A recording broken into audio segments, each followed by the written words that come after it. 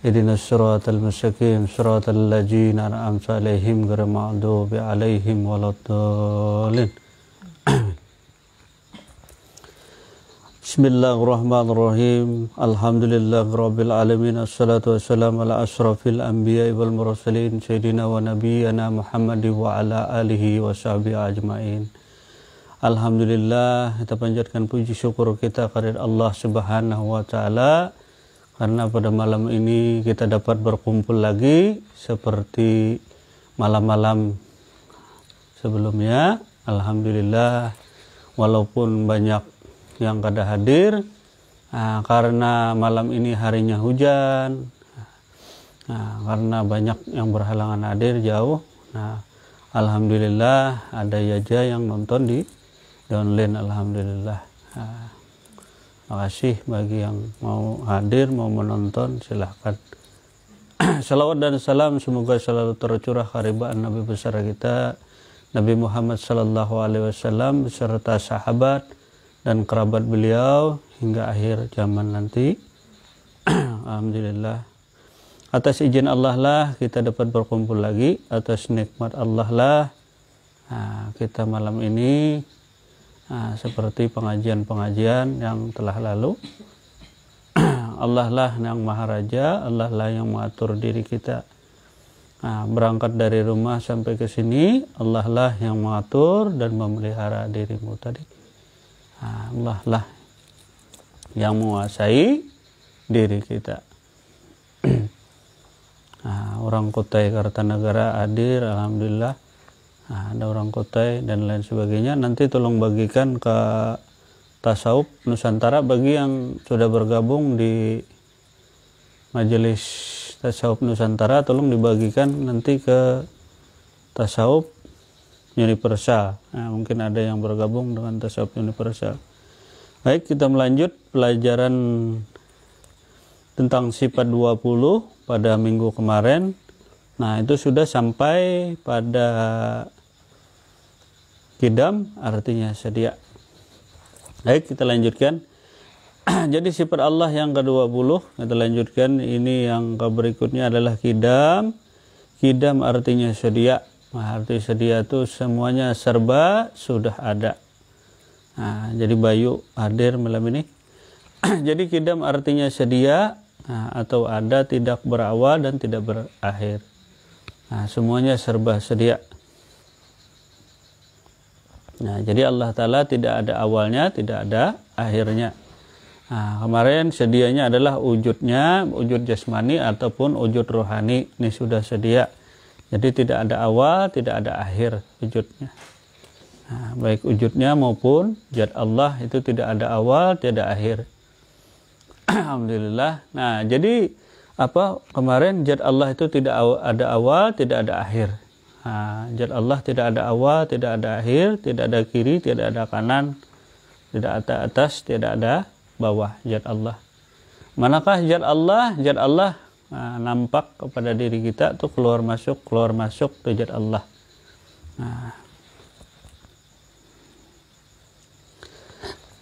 Bismillahirrahmanirrahim. Adanya Allah pasti sedia. Tidak berawal dan tidak pula berakhir. Tidak ada pangkal dan tidak ada ujungnya. Bila dia ada awal, tentunya ada yang lebih awal, begitu seterusnya laksana sebuah lingkaran. Itu bacakan sedikit. Mungkin kita sifat Kidam sudah. Sekarang kita lanjutkan karena itu mengulang pelajaran minggu yang kemarin. Kita lanjutkan, itu adalah sifat baka. Baka artinya kekal. Manakah yang kekal? Yang kekal adalah zat Allah. Zat Allah yang kekal. Sedangkan wujudnya ini baharu. Wujud Allah itu baharu. Wujud Allah yang bernama Nur Muhammad atau diri manusia, batang tubuh ini sifatnya baharu. Artinya bisa rusak, bisa hancur, bisa tua, bisa lemah, dan lain sebagainya. Jadi lawan baka adalah rusak atau musnah. Jadi yang dipadahkan baka atau yang dinyatakan sebagai baka itu adalah diri rohani. Diri rohanilah yang kekal abadi, diri rohanilah yang tidak bisa rusak.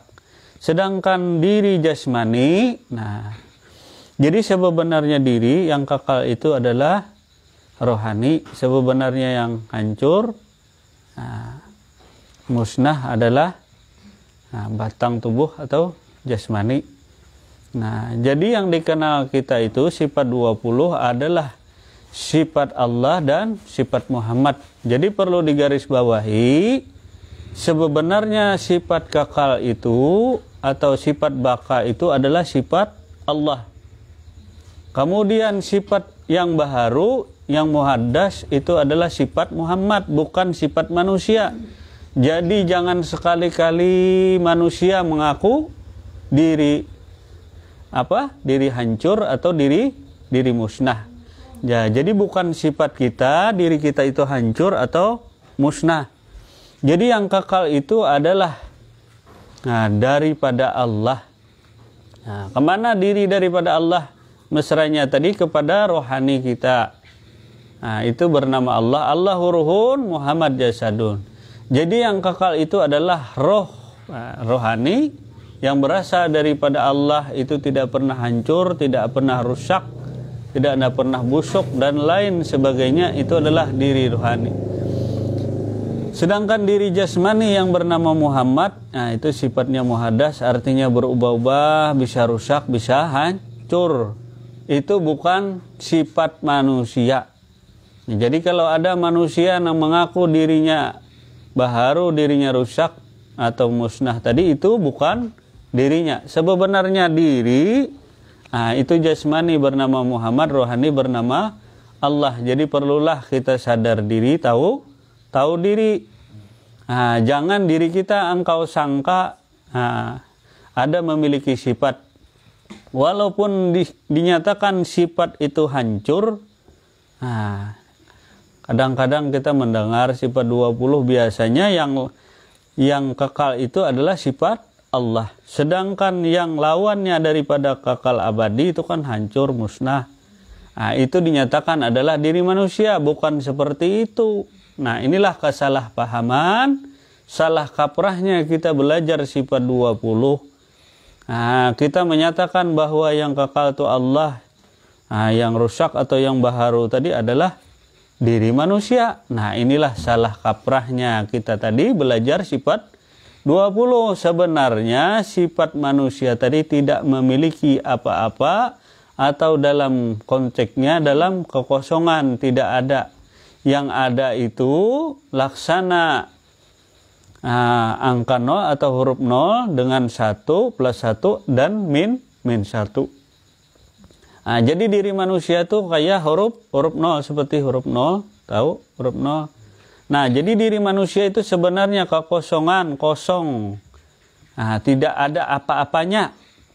Kalau kita tambahi, maka menjadilah kita tadi kufur nikmat kepada Allah.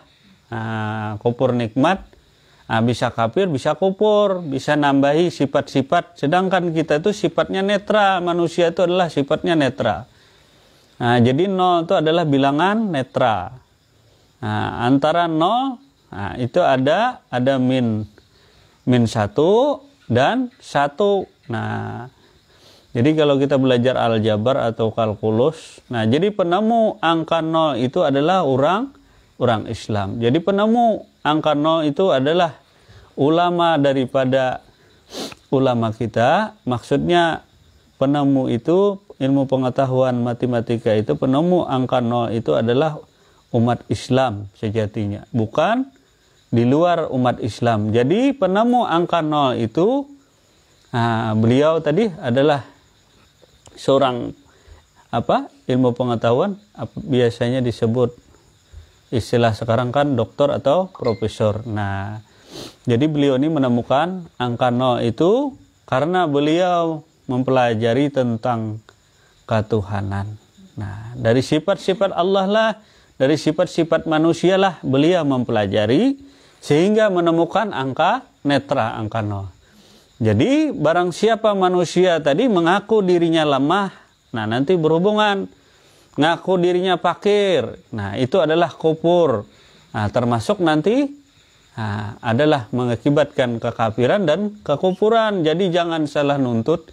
Kadang-kadang kata orang Banjar kelajuan, mau ikut bis cepat, malah terjungkal. Jadi perlu dipahami. Jadi sentralnya, kalau sepeda motor, naik sepeda motor, kalau jalannya jalan terus, artinya jalan 100 terus. Kadang-kadang yang nuntut ini mau di kelas 9 atau di kelas, karena orang di kelas 9 tuh makamnya tinggi, bicaranya suka tinggi-tinggi, bicaranya tadi, maunya ilmu yang hebat-hebat, yang tinggi-tinggi. Tapi bila diajak orang lagi ke puncaknya, ini malah goyang. Karena tidak ada dasar, karena tidak kembali ke dasar awal. Bayangkan pohon tinggi, naik pohon tinggi, di atas pohon tinggi memang anginnya deras. Memang enak melihat orang. Kalau kita berada di makam yang tinggi, memang kalau di atas gedung yang tinggi atau di atas pucuk kelapa kah? Di atas pucuk kelapa. Mungkin anak nakal tahu jatuhlah karena orang Banjar. Mungkin orang Sambas atau Pontianak. Jadi orang menuntut kadang-kadang sukanya di atas makamnya tadi.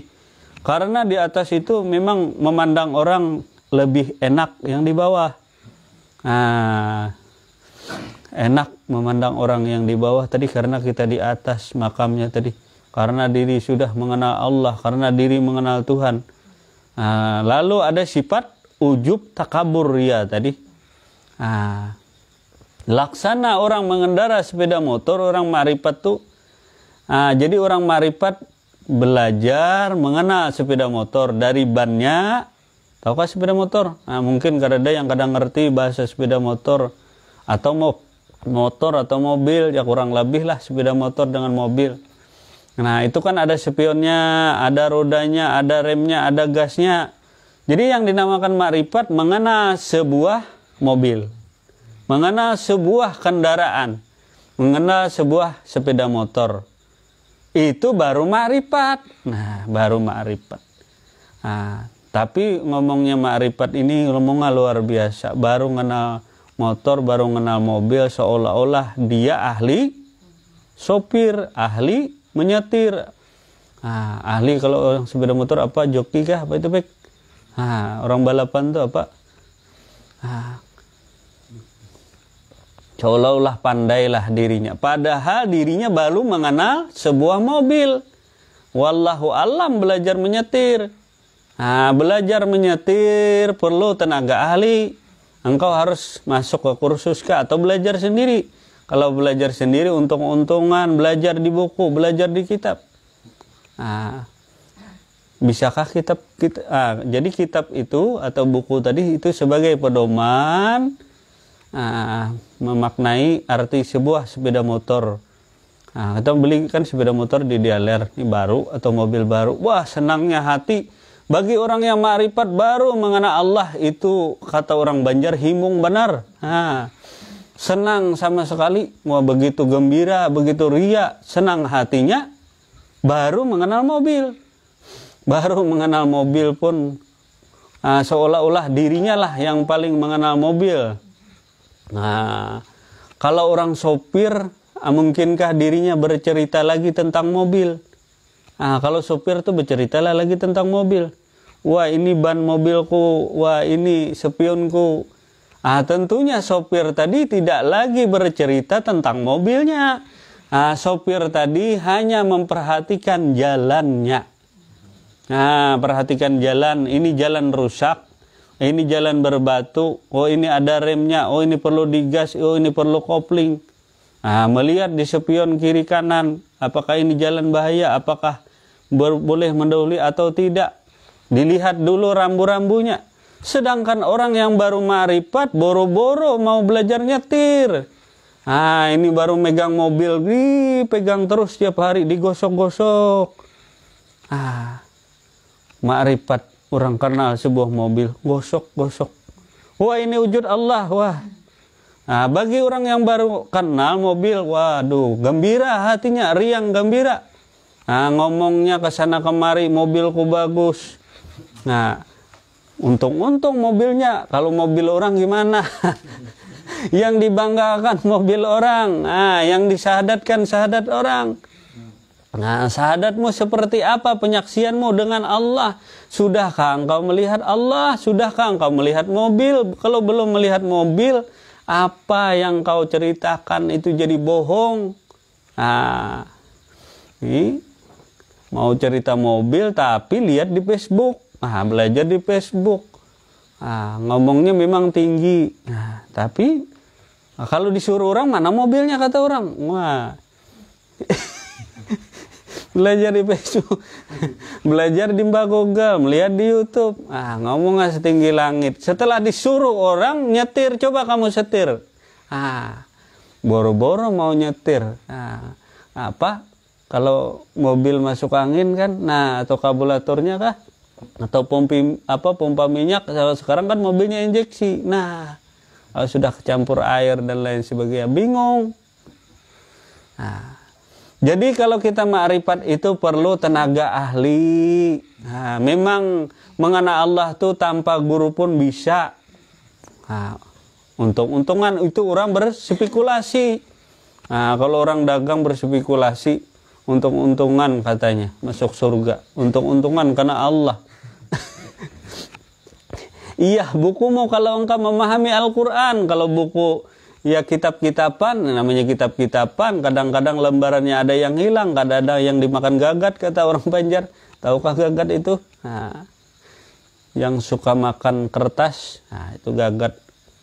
Nah, apa jar Bang Denny itu? Nah, hanya melihat, kadang menjalankan. Iya, itu hanya melihat mobil aja, himung.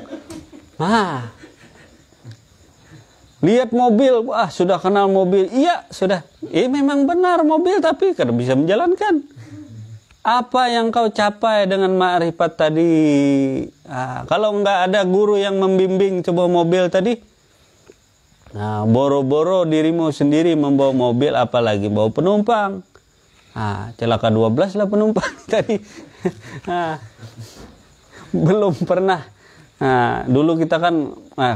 kita pribadi kan belajar nyetir tadi, belajar nyetir, belajar sendiri, bukan mengisahkan kejelekan tetangga atau siapa. Jadi begini ceritanya, kita kan baru beli mobil, cuma kita kalau bisa nyetir, kan kita untuk meluruskan mobil kan harus hidupkan dulu, diputar dulu seteran dan lain sebagainya. Jadi ada tetangga. Kebetulan orang Banjar kan mentampung tawari. Mungkin orang Sambas atau kadang ngerti tampung tawar. Jadi mobil itu mau dimandikan, bacakan salawat dan lain sebagainya tadi. Itu adat. Apakah nggak boleh mandikan mobil dengan baca salawat? Apa bid'ahnya? Baca salawat kan boleh, baca zikir juga boleh, malah dianjurkan.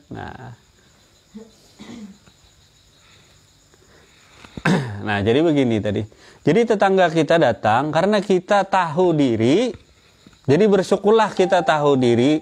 Artinya aku nih diriku nih belum bisa menyetir mobil. Malulah diriku nih, seandainya diriku, mata hatiku, jiwaku ini mengaku-ngaku aku nih seorang supir. Tuh orang nggak tahu malu. Dirinya belum bisa menyetir tapi sok tahu. Nah, ini diri kita pribadi. Andainya orang tahu kita kada bisa nyetir mobil, waduh, bukan main. Malunya tadi. Bukan main malunya kalau kita belum bisa nyetir mobil. Bilang kita supir ahli. Kalau orang Dayak supir tahi. Jadi orang Dayak supir tahi. Nah, jadi ada kebetulan tetangga kita minta tolong. Tetangga kita nih ngakunya punya SIM. SIM apa? SIM B, katanya B2 umum lagi. Kalau kita boro-boro SIM, belum ada punya SIM. Mobil juga baru datang. Dan dia datang antar ke rumah. Jadi singkat cerita, tetangga kita tadi yang bercerita sudah punya SIM. Kalau orang sudah punya SIM, surat izin mengemudi itu kan sudah ada kelayakan menjadi seorang sopir. Jadi beliau, kita persilahkan karena diri kita tahu sadar diri kita bukan seorang sopir dan baru melihat mobil. Walaupun kita dengan senang gembira melihat mobil, tapi kalau kada bisa nyetir, waduh. Memang mobil kita, tapi kita kadang bisa nyetir, ngarap orang terus, kemana-mana minta antar orang. Misalnya bapakmu meninggal, minta bacakan doa arwah. Bapakmu meninggal, mintakan sholat hajat. Minta sholat hajat, nih Pak Ustadz, Pak Kiai, atau tolongin saya, tolong bacakan doa kepada kedua orang tua saya. Baca Yasin, pahalanya diserahkan kepada kedua orang tua. Mau sholat hajat dan lain sebagainya. Sadar dirilah kalau kita belum bisa sebagai seorang sopir. Jadi singkat cerita kita tadi, jadi tetangga kita yang katanya, ini baru katanya dia akan cerita. Itu katanya orang cerita dia sudah punya SIM, bisa nyetir, malah bawa truk. Kalau kita kan pickup kecil. Pickup kan lebih mudah dikendalikan karena kecil. Ini kan mobilnya baru, belum ada rusak dan lain sebagainya, baru di dealer. Sudah dites dealer, sudah oke, mesin bagus, perlengkapan sudah lengkap. Jadi datanglah tetangga tadi, yang ahli tadi, kita mintakan. Beliau mencoba, hidup mesin, take on, starter, hidup mesin. Hidup, setelah maju, mati. Kan mobil baru, masa mati masuk gigi?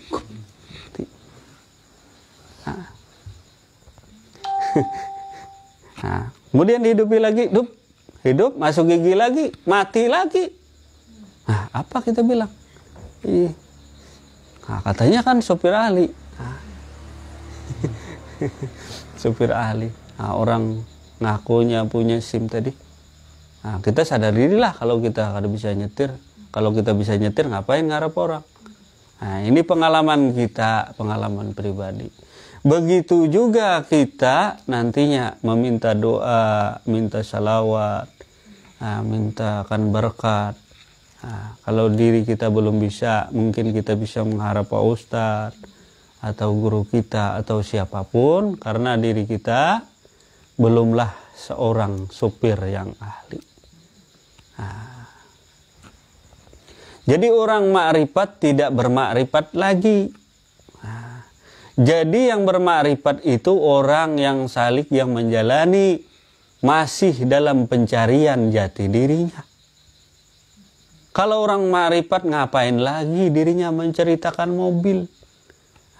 Orang sudah makrifat tadi, orang memakai mobil nggak lagi cerita, oh ini spion, oh ini kaca, oh ini ban, itu orang gila. Gila apa? Gila pangkat. Mau didengar oleh orang lain. Kalau pemakaiannya, kalau kita makai, sudah makai, ya makai ilmu. Makai marifat tadi, disetir mobilnya benar-benar, dilihat kiri kanan. Jelas lah tuh. Kalau orang marifat dibaca cerita ini wujud Allah, ini sifat Allah, itu kan wajar dalam suatu majelis seperti ini. Kalau pemakaiannya walau alam seperti itu. Masa kita mau pakai mobil bercerita terus, oh ini bannya bagus, digosok-gosok tiap hari, disemir-semir. Jadi kita lanjut tadi cerita yang nyambung tadi. Jadi tetangga kita yang ngaku tadi, sopir tadi, 3 kali dites tadi, beliau sendiri yang nyetir. Apa ini masalahnya? Lalu kita lihat di sana, karena kita ada sedikit ma'rifat pengenalan kepada mobil, itu rem tangannya belum dilepas. Bagi yang punya mobil atau sudah belajar nyetir, kan kalau rem tangan nggak dilepas, bisa nggak jalan mobil? Ada lagi kira-kira jalan. Abang Denny jalan ke mobil kalau rem tangan gak dilepas. Rem tangan gak dilepas. Kalau rem tangan gak dilepas gak mungkin jalan. Ini mobil baru, kalau mobil sudah tua kalau nggak pakai rem tangan ya nggak apa-apa. Ini mobil baru keluar di dialer. Mana bisa jalan kalau rem tangan gak dilepas. Itu orang sudah marifat tuh, sudah kenal mobil. Tapi ngaku ahli sopir, tapi ngaku supir. Seandainya beliau cuma tahu mobil ya kurang lebih lah. Nah ini ngaku sopir, ya kita minta tolong lah. Nah, jadi apa yang masalahnya, mobilnya mobil baru. Jadi mobil baru jauh sama sekali 80% atau 90% jauh dari kerusakan. Setelah udah lama, nah mungkin ada yang lewat supir truk, itu tadi supir truk datang, disuruhlah supir truk tadi memalingkan mobil tadi dari kiri ke kanan, kanan ke kiri tadi, meratakan ke jalan. Karena ini sopir ahli, karena supir ahli tadi. Nah, namanya supir ahli, orang supir benar-benar supir. Gak banyak ngomong, cek, hidup. Ada sampai 5 menit paling putar, sudah. Apa masalahnya? Ini kalau kita kadang ngerti, janganlah kita tadi menggurui orang lain.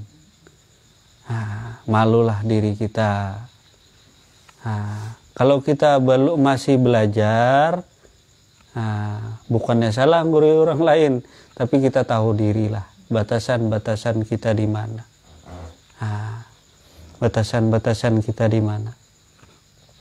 Memang di puncak itu memang indah, melihat pemandangan serba indah.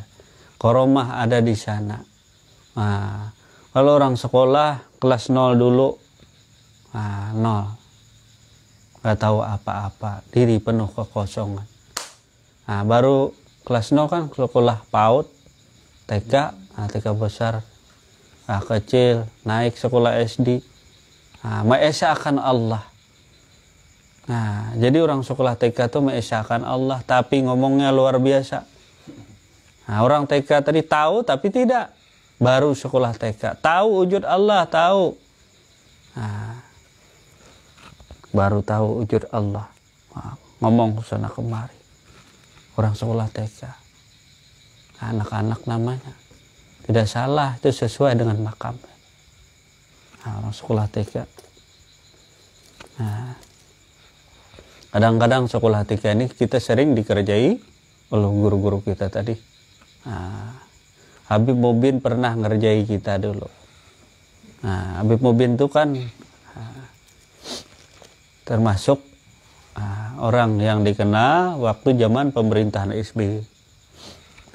Jadi SBY termasuk angkat memanggil Habib Mubin, karena kita biasanya di Martapura itu menyebutnya kakek atau kai orang Banjar. Kakek yang sederhana dipanggil oleh Bapak SBY, Presiden SBY. Karena ini mungkin online nanti, mungkin ada yang tahu tentang riwayat seorang kakek.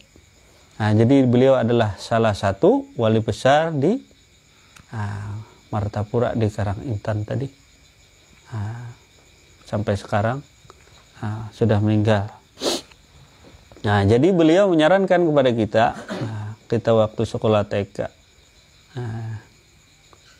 dididik. Jadi orang-orang tua sering ngerjai muridnya yang TK tadi, kita sering dikerjai. Jadi kata beliau, kalau engkau hendak perjumpaan dengan Allah, kalau sholat mau diterima, maka sholatlah engkau nantinya di tanah yang tidak berbatu. Wah, ini kakek macam-macam. Jadi kata kakek itu tadi, nyawa cuy mun hendak sampai kepada Allah, amal ibadahnya itu itu bahasa Banjar. maka sholatlah engkau di tanah yang tidak berbatu. Nah, disuruh halwatlah diri kita. Nah, kita waktu itu tadi masih sekolah TK tadi masih rami-raminya. Nah, ngaji nuntut tadi. Nah, walaupun banyak backingan yang lain tadi. Nah, backingan yang lain, saudara dan paman dan lain sebagainya. Nah, tapi kita tetap mencari ke sana kemari tadi. Nah, bukannya kada percaya sama keluarga atau yang lain. Nah, guru itu boleh banyak, nah, tapi jalannya satu yang kau cari. Nah, keliling kita mencari sampai ke gunung-gunung, nah, sampai ke Amuntai, kemana-mana, tetap tanahnya ada batu. Walaupun kerikil kecil tetap berbatu. Wah.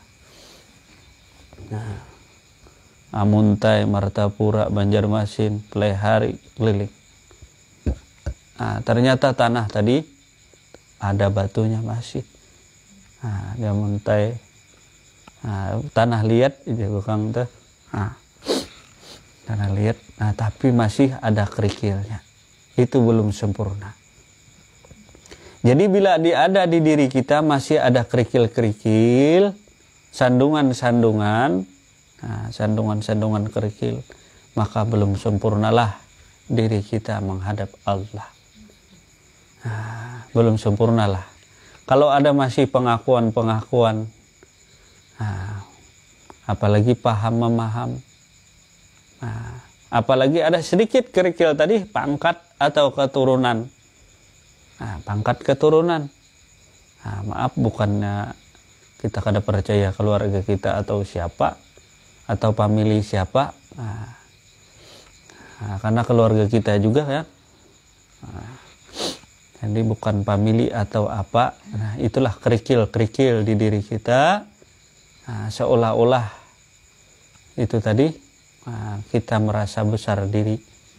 Nah, kerikil di diri tadi itu harus disingkirkan. Nah, setelah kita pulang ke rumah, bapak kita ketawa-ketawa, kakak kita ketawa-ketawa. Nah, karena orang dulu kan kompak. Nah, kita dikerjai.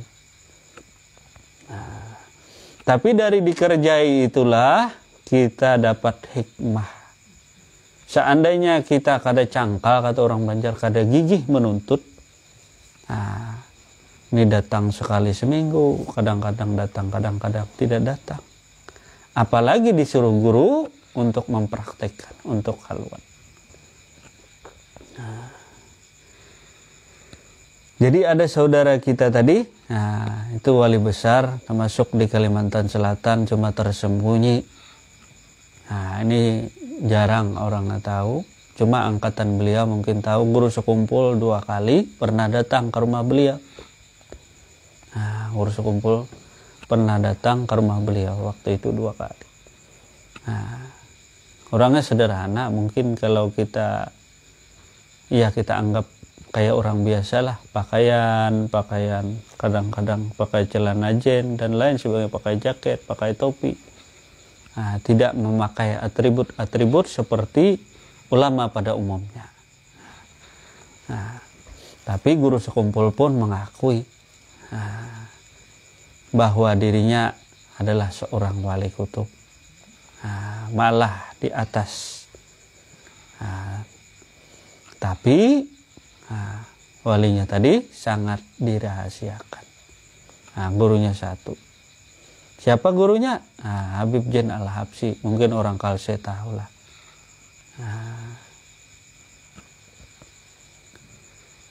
Jadi ada wali yang tersembunyi ataupun wali masyhur tadi.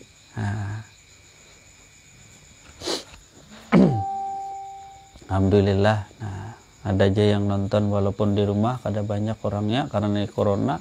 Nah, kemudian kita lanjutkan kepada diri kita tadi. Nah, jadi diri tadi yang kekal abadi itu adalah rohani, diri manusia yang bernama Allah. Sedangkan diri jasmani bernama ruh bernama Muhammad. Nah, keduanya itu dinamakan adalah Nur Muhammad, baik diri jasmani maupun rohani. Kadang-kadang ada ulama yang menolak tentang ajaran Nur Muhammad. Nah, banyak juga ulama yang menolak ajaran Nur Muhammad. Nah, mungkin mereka ada dalil. Nah, tapi khusus Ahlussunnah wal Jamaah bahwa menyatakan bahwa kebenaran tentang ajaran Nur Muhammad tadi.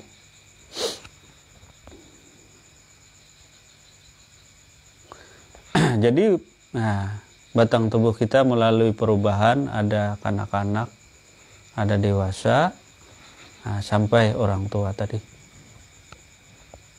Mungkin ada rekaman yang telah lalu. Diri manusia itu awalnya adalah bapaknya atau ibunya. Awalnya tadi, barulah ada diri kita. Jadi sebenarnya diri kita tidak lain daripada kenyataan kedua orang tua. Jadi bagi hendak makrifat, sebenarnya wujud yang baharu ini tidak lain daripada wujud orang tuamu. Jangan engkau kira wujud dirimu. Ketika engkau sholat, terlebih dahulu sebelum engkau sholat, Allah Ta'ala menerima sholatmu walaupun engkau makrifat. Allah Ta'ala menerima sholatmu kecuali engkau bertobat kepada kedua orang tuamu sebelum engkau sholat. Jadi arif billah mengajarkan kepada kita sebelum sholat wajiblah engkau minta ampun, minta reda kepada kedua orang tuamu, karena wujudnya ini tidak lain daripada wujud kedua orang tuamu. Bukan milikmu, wahai manusia. Sebenarnya diri adalah kenyataan kedua orang tua, bukan dirimu. Engkau salah kaprah ngaku-ngaku dirimu. Kapan engkau membuat batang tubuh? Engkau kada pernah bisa bikin mata, telinga. Ini yang dicipta maksudnya. Jadi diri kita itu adalah kenyataan kedua orang tua. Jelas tuh? Kenyataan kedua orang tua, baik yang zahir maupun yang batin. Yang batin, yang zahir, itu adalah diri kedua orang tua kita. Kalau engkau tidak percaya, coba engkau lihat di cermin. Allah tidak akan menerima ma'rifatmu, tidak akan menerima amal ibadahmu selagi engkau tidak taat kepada kedua orang tuamu. Seakan sebelum sholat sujudlah kepada kedua orang tuamu. Minta ampun, minta rida karena batang tubuh, karena wujud nyalilah yang kau bawa untuk beribadah, untuk sholat dan lain sebagainya adalah wujud orang tuamu, bukan milikmu. Sadar dirimu. Ma'rifat itu adalah kesadaran diri. Abdilah engkau kepada kedua orang tuamu. Katanya bapakku sudah meninggal nih. Wujudnya ini wujud kedua orang tuamu, wujudnya yang baharu dan wujudnya yang kadim itu tidak lain daripada Allah. Jadi tidak akan diterima Allah amal ibadahmu, tidak akan diterima ma'rifatmu kecuali atas izin reda kedua orang tuamu. Jadi yang paling dekat diri kita dengan Allah adalah kedua orang tuamu. Jangan engkau tinggal sholat. Ibu bapakmu dibawa ketika sholat. Ngertikah? Ini bahasa hakikat. Jangan ibu bapak ditinggal ketika sholat. Bukan engkau yang membacakan Fatihah, tapi itu adalah kedua orang tuamu. Kedua orang tuamu. Engkau kira orang tuamu meninggal, nih warisnya tadi. Jadi kepengenalan diri Muhammad awal itu adalah abahmu atau mamamu atau ibu bapakmu. Itulah Muhammad awal. Jangan baca di kitab tidak ada disimpulkan Muhammad awal itu siapa. Kecuali engkau belajar dengan seorang arif billah, tahulah engkau Muhammad awal siapa, supaya tahu dirimu. Jadi Muhammad awal itu adalah kedua orang tuamu. Jangan engkau pernah sia-siakan kedua orang tuamu. Ketika engkau mengenal Allah, engkau masih sombong. Seharusnya engkau tawadu, mencintai kedua orang tuamu. Pada berguna ilmumu. bila engkau durhaka kepada orang tuamu. Cintai wujudnya, cintai dirinya. Ketika dirinya masih ada, wajiblah engkau. Nah, ketika engkau makan, lihatlah di sana, adakah ibumu, apakah tidak. Nah, ketika engkau minum. Nah, jadi secara jasmani yang memelihara diri itu adalah kedua orang tuamu. Nah, jadi Muhammad awal itu tidak lain daripada ayah ibumu. Nah, Muhammad awal. Muhammad akhir mana? Ialah dirimu nang ada nina. Dirimu yang ada nina, dirimu yang nonton, dirimu yang melihat, yang mendengar ini adalah Muhammad akhir. Jelas ya itulah.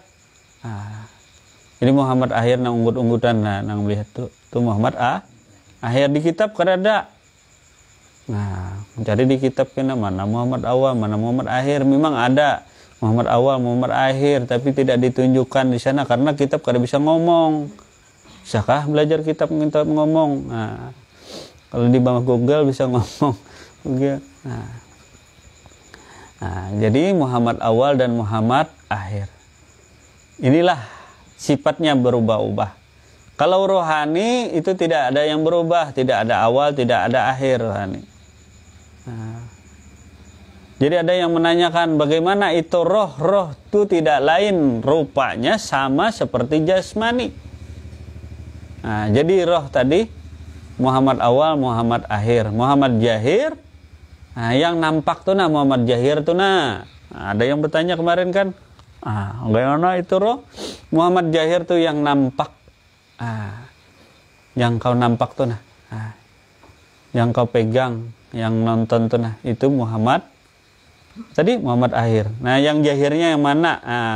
Kau colek pipimu tuh ya bila masa sakit. Nah, itu jahir ngarannya. Nah, sedangkan Muhammad yang batin yang mana? Nah, Muhammad yang batin tadi rohani tadi, bila hendak melihat yang batin tentunya engkau melihat yang jahir. Wujudnya sama serupa, tapi tak nampak.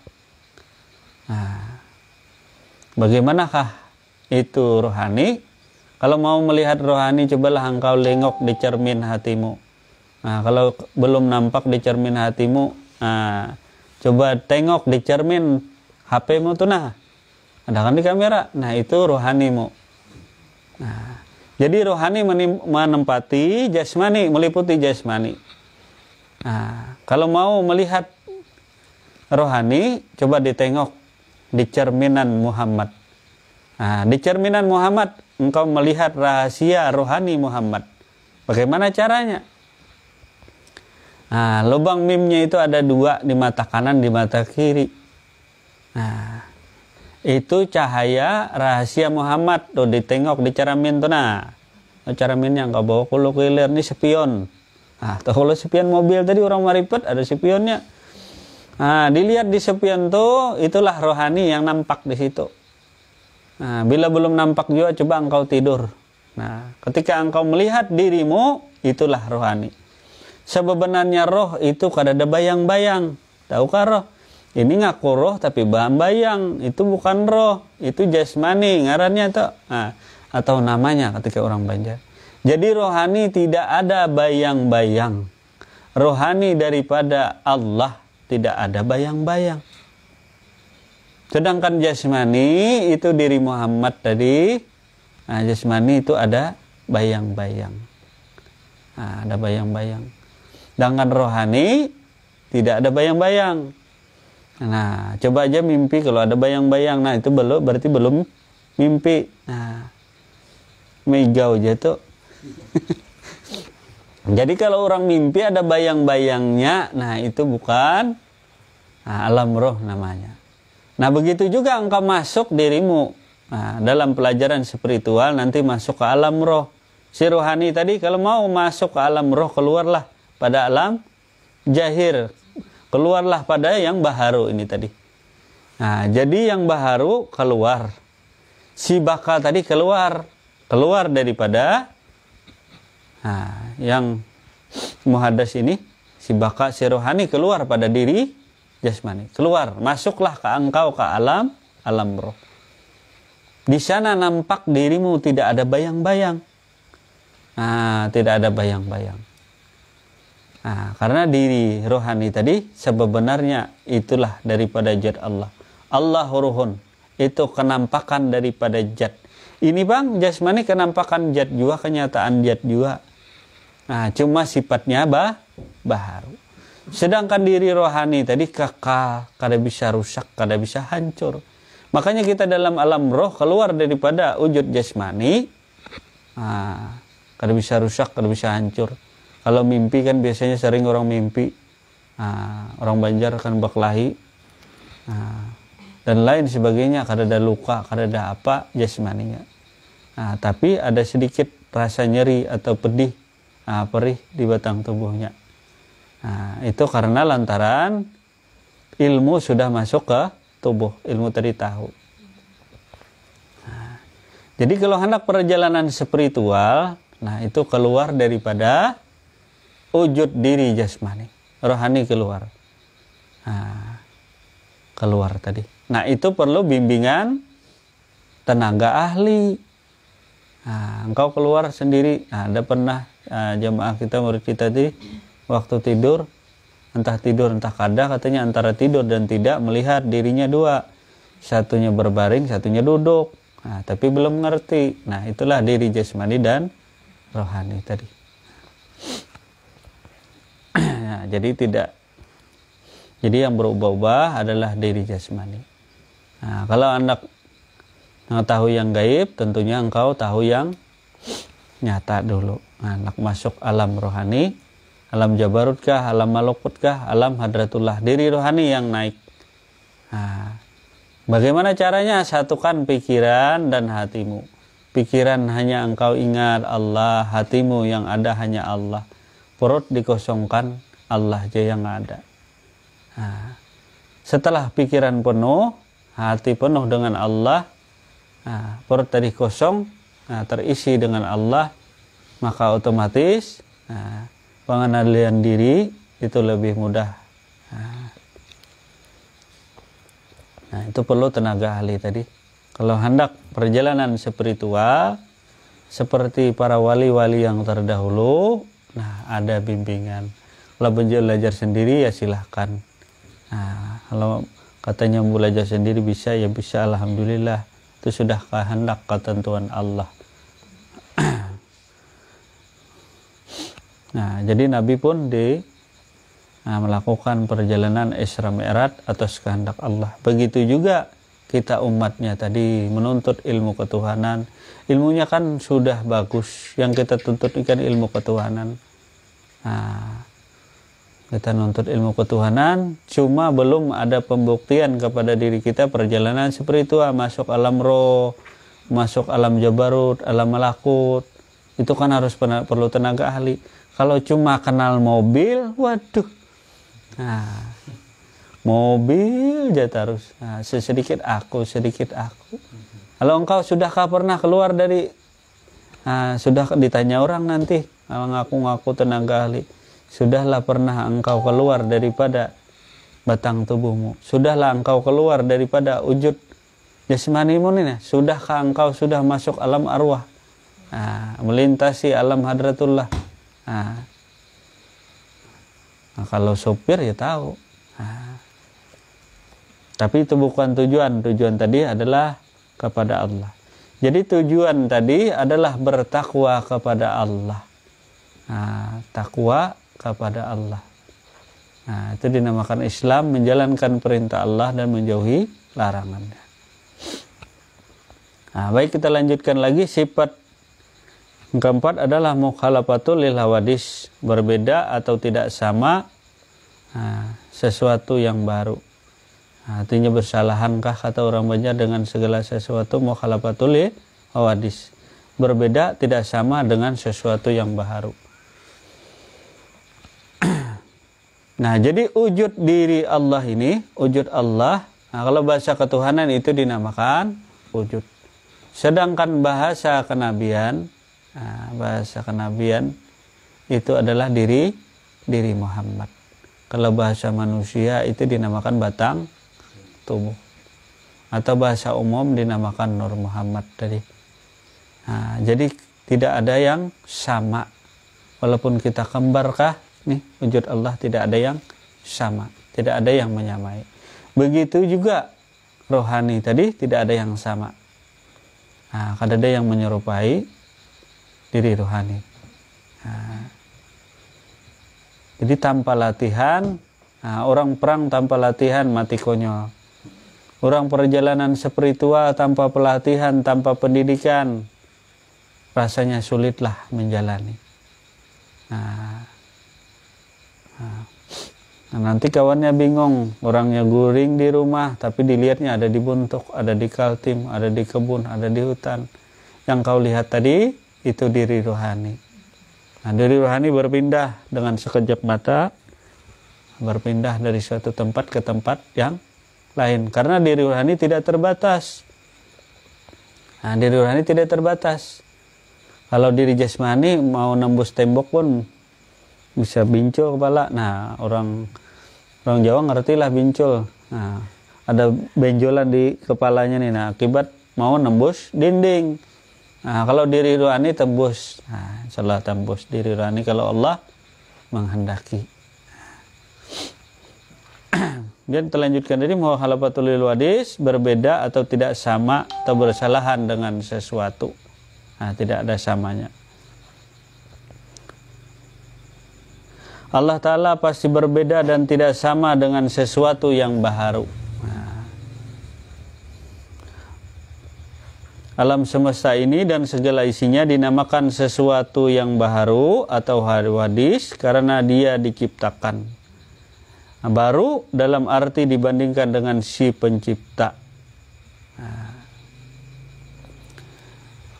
jadi kalau kita dalami, aku kata Allah yang kekal abadi. Aku itu tidak ada samanya atau sama seumpamanya pun tidak ada. Nah, kalau batang tubuhnya, wujudnya mungkin ada samanya, si A, si B masih ada sama. Tapi sama tidak serupa. Nah, misalnya punya tangan dua, mata dua. Nah, tetapi kalau aku kata Allah tidak ada samanya, aku tetap tidak ada memiliki satu apapun persamaan, persepsi apapun, si aku tidak memiliki. Nah, tetapi kalau wujud jadinya, ini wujud jadi, wujud yang baharu. Nah, ini tangan dua sama ada dua, mata dua ada, telinga dua ada, mulut ada. Nah, atau mata tiga itu kan di film mata tiga. Nah, belum Cina. Nah, itu lebih. Nah, kena ada deh. Bedahkan orang Dajjal.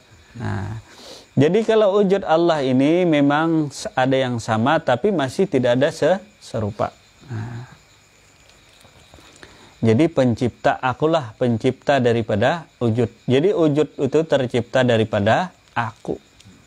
Nah, aku pun tanpa wujud ini, maka tidak ada yang mengenaliku. Bagaimana kita mengenali aku kata Allah tanpa wujudnya?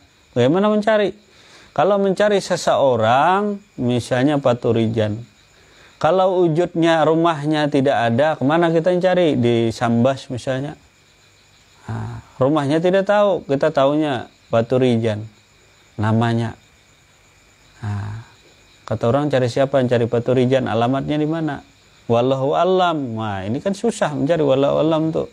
Di negeri entah berantah, kemana mencari?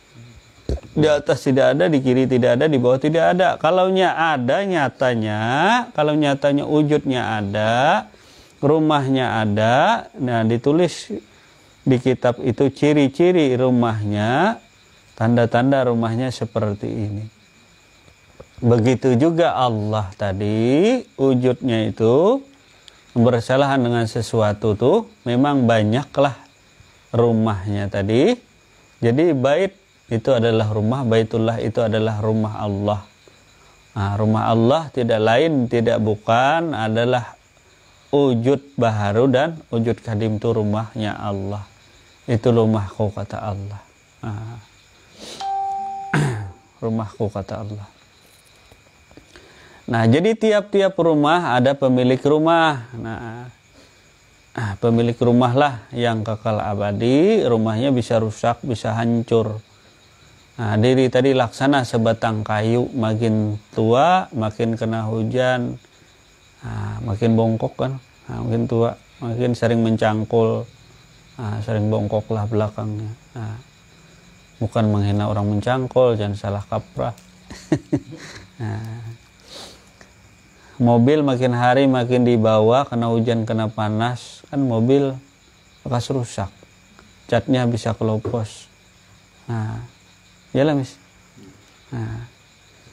Mobil atau kendaraan itu tidak lain daripada diri.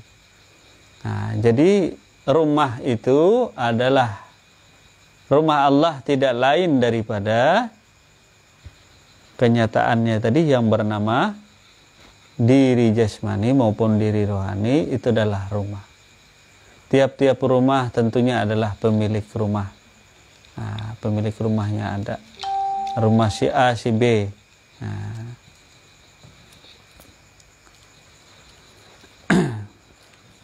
Jadi wujudnya tadi berbeda. Tapi di dalamnya tetap orangnya satu. Tengok aja rumahnya yang banyak, memang banyak orang. Kalau ditengok banyak, ini kan banyak. Ada 1, 2, 3, 4, 5, 6, 7 sampai 63 yang ada tuh, yang nonton tuh lah. Baitulah rumahnya Allah. Yang di dalam rumah itulah tidak lain, tidak bukan, itulah Allah. Jadi ada rumahnya, ada pemilik rumah. Jadi yang kau banggakan tuh yang mana? Yang rumahnya kah? Pemilik rumah kah? Kalau rumahnya bisa hancur. Besok-besok kalau membanggakan wujud Allah, siapa tahu nanti ditabrak mobil, patah kakinya. Kau nyambungkan diri. Aku di warung, kalau mau kenal Allah Ta'ala nih, Allah Ta'ala makan di warung. Bayarnya kemis, artinya ngutang dulu, makan wadai ngutang dulu di warung, ngaku Allah Ta'ala. Banyaklah ilmu yang seperti ini. Wahdatul wujud itu untuk dipakai pribadi. Jadi wahdatul wujud, keesaan akan wujudnya Allah, bukan kita menolak, bukannya salah, bukan, tapi arif dan bijaklah menempatkannya tadi. Arif dan bijaklah menempatkannya.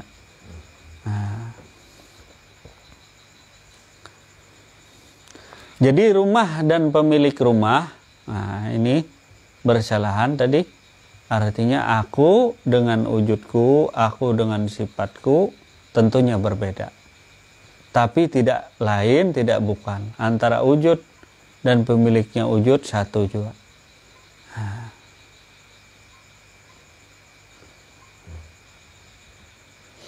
Kedua-duanya, wujud kadim dan baharu ini, kedua-duanya pasti tidak sama dan pasti tidak akan pernah sama. Jadi aku tidak akan sama dengan wujudku. Wujudku menyatakan adanya aku. Aku tidak akan pernah sama, kata Allah, dengan wujudku. Tapi wujudku tuh tiada lain daripada aku. Asalnya pun tiada lain daripada aku. Jelas lah tuh. Wujudku ini bukan aku. Tapi tidak lain daripada aku, kata Allah. Ini wujudku nih, wujudku. Nih wujudku. Manusia pun, ini awak ujar manusia, tubuhku. Tapi itu bukan aku. Tapi itu kenyataan diriku. Mobil bukanlah sopir, jelaslah. Mobil bukanlah sopir dan sopir bukanlah mobil. Jadi mobil menyatakan bahwa ada pemiliknya. Jadi mobil itu menunjukkan bahwa ada pemiliknya, si A, si B, Paturijan, siapa, dan lain sebagainya, atau Rusmadi dan lain sebagainya, itu pemilik mobil. Jadi yang mengenali mobil, mobilnya kah atau pemiliknya kah? Tentunya yang mengenali mobil adalah pemiliknya. Dimanapun dirinya berada, pastilah kenal dengan mobilnya. Bukan sebaliknya, mobil kenal dengan tuannya. Jadi tanpa tuannya, mobil tuh kada bisa jalan, mobil diam tanpa ada sopirnya tadi. Nah, jadi ariflah, bijaklah pada dirimu tadi, yang mengendalikan mobil itu adalah si sopir. Nah, siapa sopirnya? Tidak lain daripada aku, kata Allah. Aku berbeda dengan wujudku. Aku tidak lain daripada wujudku. Nah, kenapa ngantuk kah? Nah. Kemudian kita lanjutkan yang kelima, qiyamu ta'ala binafsih, artinya berdiri Allah Ta'ala dengan sendirinya. Allah Ta'ala berdiri sendiri, tidak memerlukan kawan, berunding, bermusyawarah, tidak perlu memerlukan bantuan kepada siapapun dan apapun juga. Kalau ada kawan berunding, tentunya mempunyai kedudukan yang sama atau setidak-tidaknya bisa berpengaruh dengan kata-kata si kawannya tadi. Nah, hal ini pasti tidak bisa jadi, mustahil adanya. Nah, jadi Allah Ta'ala itu sendiri, engkau pun sendiri sebenarnya hidup di dunia ini. Nah, sebenarnya dirimu sendiri, hidup di dunia sendiri, kelihatannya berkawan padahal dirimu sendiri. Dalam kubur pun engkau sendiri, bukan berdua. Aku tadi sendiri, bukan berdua, bertiga. Nah, dalam kubur sendiri, di dunia pun sendiri. Nah, artinya wujud jasmani pun berdiri dengan sendiri, rohani pun berdiri dengan sendirinya. Nah, jadi napas keluar masuk itu berdiri dengan sendirinya. Artinya tanpa ada siapapun, tanpa bantuan siapapun, keluar masuk tanpa ada paksaan atau apa, itu sudah sedia. Nah, keluar masuk, napas itu pun sudah sedia. Nah, wujudnya sudah sedia. Nah, jadi berdiri dengan sendirinya, maksudnya tanpa ada bantuan siapapun, itulah rohani. Nah, itulah jiwa tadi. Nah, kalau jasmani kan minta gendong, tak angkat. Kalau rohani tetap berdiri. Kalau engkau kakimu pun patah, jadi jasmani ini kakinya patah, misalnya, rohani tetap utuh. Nah, karena berdiri dengan sendirinya. Rohani tetap kekal abadi, walaupun diranjah terakkah apakah. Nah, diri rohani yang bernama Allah itu tadi tidak pernah rusak, tidak pernah hancur, berdiri dengan sendirinya tanpa ada bantuan siapapun. Nah, kalau jasmani nampak, ini baharu nih. Nah, yang baharu adalah wujud diri Muhammad. Nah, bisa tangannya patah, kendaraan tadi, atau mobil atau kayu, nah, atau istilah orang dulu keranjang burung. Nah, bisa rusak, bisa hancur. Nah, perlu bantuan. Sedangkan diri rohani tidak memerlukan bantuan apa-apa tadi. Nah, diri rohani.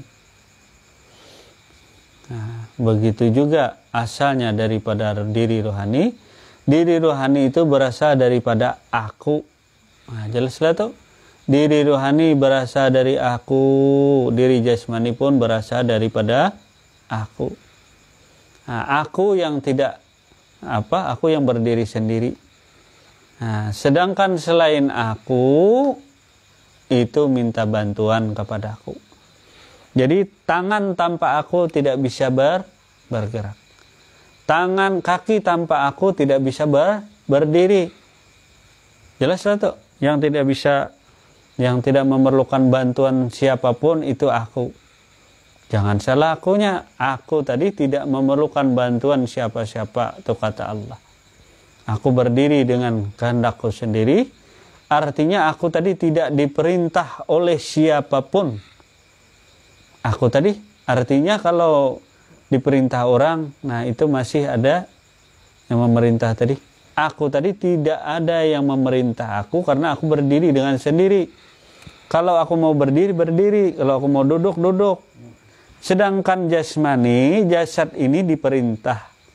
Ini yang baru nih. Kalau mau duduk, dudukkan dulu. Siapa yang dudukkan? Aku. Sedangkan aku ini tukang perintah. Ngerti lah tuh. Antara mobil dengan sopirnya yang menjalankan mobil, bukan mobilnya jalan sorangan. Kalau beremot, pakai remote kan jalan sendiri. Nah, jadi maksudnya berdiri dengan sendirinya itu aku yang berdiri dengan sendirinya, bukan batang tubuh. Nah, jadi ada yang berdiri dengan sendiri, ada yang minta bantuan tadi, atau perlu bantuan. Ini adalah wujudnya. Jadi wujudnya tanpa aku tidak bisa berjalan. Tanpa aku, wujud tadi tidak ada bisa berdiri atau berbaring. Nah, makanya Nabi Muhammad disuruh sholat berdiri. Si Muhammad itu disuruh sholat berdiri. Kata Muhammad, aku la haula wala quwata illa billah. Muhammad tidak kuasa berdiri. Atau diri kita jasmani itu tidak bisa berdiri tanpa aku, kata Allah. Nah, si Muhammad ini tanpa aku tidak bisa berdiri. Bagaimana Muhammad bisa menyembah Allah? Mustahil. Muhammad tidak bisa mendirikan sholat. Karena Muhammad tidak bisa berdiri dengan sendiri. Nah, buru-buru mengangkat takbir, Muhammad tidak kuasa. Nah, jadi Muhammad tidak berdiri dengan sendiri, tapi atas izin dan kehendak Allah. Atas izin dan kehendak Allah bisa berdiri. Nah, kemudian Muhammad kalau tidak bisa berdiri disuruh duduk sholat. Nah, kata Muhammad, la haula wala quwata illa billah. Nah, kada bisa, kata Muhammad. Duduk pun didudukkan, kata orang Banjar. Nah, artinya si Muhammad ini duduknya dibantu atau didudukkan oleh aku, kata Allah. Bukan atas kehendaknya sendiri. Nah, jadi Muhammad itu duduk didudukkan, berdiri didirikan. Nah, kemudian Muhammad disuruh lagi kalau tidak bisa berduduk ya berbaring sholat. Nah, Guru Halabiyu hadir aja. Alhamdulillah. Hujan. Nah, jadi diri Muhammad itu disuruh lagi sholat berbaring. Nah, Muhammad tadi menjawab la haula wala quwata illa billah. Nah, jawaban itu artinya diam nih. Diri jasmani ini sebenarnya tidak bisa bicara, tidak bisa berkata-kata. Nah, tidak kuasalah diri tadi untuk berbaring. Nah, ya kata Muhammad, ya Allah, jangankan berdiri, duduk pun aku tak bisa. Jangankan duduk, berbaring pun aku tak kuasa. Jadi siapa yang berdiri dengan sendirinya, itulah aku, kata Allah. Jelaslah tuh, aku yang berdiri dengan sendirinya. Nah, kalau lain daripada aku itu baharu, artinya tergantung kepada aku. Mau ku angkat tangan, ya aku yang angkat, bukan tangan bergerak dengan sendiri atau berdiri dengan sendiri. Nah, atas izinkulah batang tubuh ini berdiri. Atas kehendakkulah batang tubuh ini berduduk. Atas kehendakkulah batang tubuh ini berbaring. Aku yang mengatur dan memelihara. Akulah yang berdiri dengan sendirinya. Sombonglah aku tuh. Nah, itulah sifat Allah yang maha agung. Sifat Allah yang maha perkasa. Itulah aku berdiri dengan sendirinya. Kalau manusia ngaku lemah, jadi kalau sebaliknya manusia nanti ngaku lemah, artinya aku nih didirikan oleh Allah, engkau kufur, engkau syirik. Sebenarnya engkau tak ada, engkau tadi kosong atau nol, kada tahu nol, entah tambok di orang Banjar.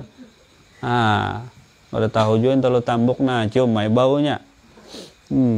Masih juga ngaku diri ada ya entah tambok. Ada pintar sama sekali itu kata orang Banjar itu. Maaf bahasanya agak sedikit menyengat. Karena itu perlu kalau nuntut kada hendak jadi telu tambok. Tahu kan telu tambok?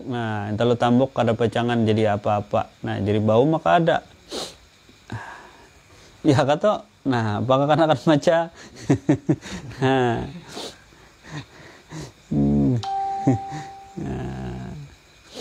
Ini ngaku diri lama, ngaku diri pakir. Wah, engkau belajar di mana? Nah, pahami dulu sifat 20. Sifat 20 nih sebagai dasar. Engkau sekolah dasar dulu. Nah, bukannya merendahkan orang, kada. Itu aku, kata Allah, yang berbicara supaya engkau tahu. Nah, supaya dirimu tuh dasar 0, kada ada apa-apa. Jangan ditambahin min. Artinya aku yang lemah, aku yang pakir. Jarang cak aja kita membaca tuh di Facebook di mana-mana tuh. Aku nih yang pakir, aku nih nang bungol, aku nih nang tuli. Nah, apa itu? Di mana belajar itu siapa gurunya melajari? Nah, itu nang ngaku, itu yang ngaku la haula wala quwata illa billahil alil azim tuh Muhammad Rasulullah. Nah, bukan engkau manusia ngaku-ngaku. Engkau bersifat Muhammad lah sudah, jujurlah sudah. Jujur aja belum. Nah, dagang aja masih maka. Aku Muhammad. Aku umat Muhammad. Umat Muhammad itu seperti Muhammad. Rupanya kelakuannya, perbuatannya seperti Muhammad. Ini ngaku Muhammad. Nah, gawian masih mencuri.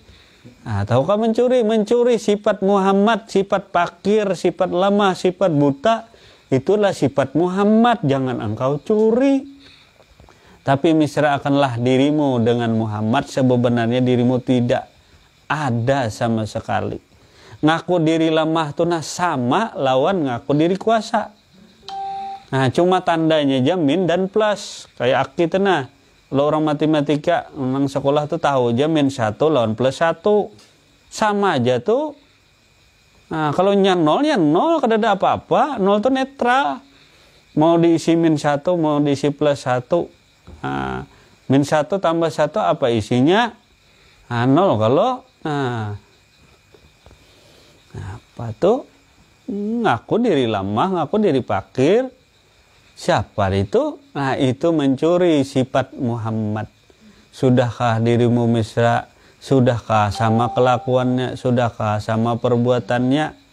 Nah, ini tasawuf kena jadi amburadul. Nah, itu tuh. Nah, jadi sebenarnya yang bersifat itu adalah Allah dan Muhammad. Dirimu, Noe aja. Nah, bajakan anak maca sip jana lambangan sip nah tertawa aja itu nah. Apa ini belajar sahimung bana bapada pakir tuh nah. Sahimung banar diri bapada pakir, bapada buta, bapada tuli himung. Seolah-olah dirinya kan ada bisi apa-apa. Itu padahal orang ingkar, menolak sifat daripada sifat Muhammad. Nyawa bujuri dulu. Dasarnya kada betulnya diri akan rumah, roboh rumah. Kiranya bagus ngaku diri pakir, diri lemah tadi bagus pang bahasa umum. Bagus. Dibaikilah tadi. Ngerti aja kira-kira itulah. Menol tuh jangan hendak berlabih-labih, artinya berplus 1 lebih. Nah, dikurangi, jangan dikurangi, ditambahi. Marifat tuh jangan dikurangi, ditambahi. Nah, sesuai nang diajarkan para guru-guru kita, para aribillah. Nah, jangan dikurangi, ditambahi. Dikurangi itu artinya ditambahi min. Aku nih pakir, aku nih bodoh, aku nih tuli, aku nih bisu. Itu engkau yang membuat seperti itu pengakuan dirimu. Nah, bukan sesuai standar tadi marifat. Nah, jadi itu pengakuan diri lah. Kalau orang ngaku, wah, padahal dirinya dalam hati berilmu, tapi di luar menampakkan aku nih tuli, aku nih lemah, aku nih bisu. Wah, apa itu? Nah, itu maling tuh, maling nanti ditangkap. Mana nanti ketika engkau mati tunggu. Engkau mati. Kalau engkau mati nanti tunggu dulu. Engkau maling. Tiap-tiap maling kan ada hukumnya. Di dunia wal akhirah, di dunia dan di akhirat. Allah Ta'ala tuh memiliki hari pembalasan di dunia dan di akhirat. Nah, kau jadi maling. Itulah kebanggaan kita, seolah-olah kita memiliki sifat. Waduh, kayak apa ini?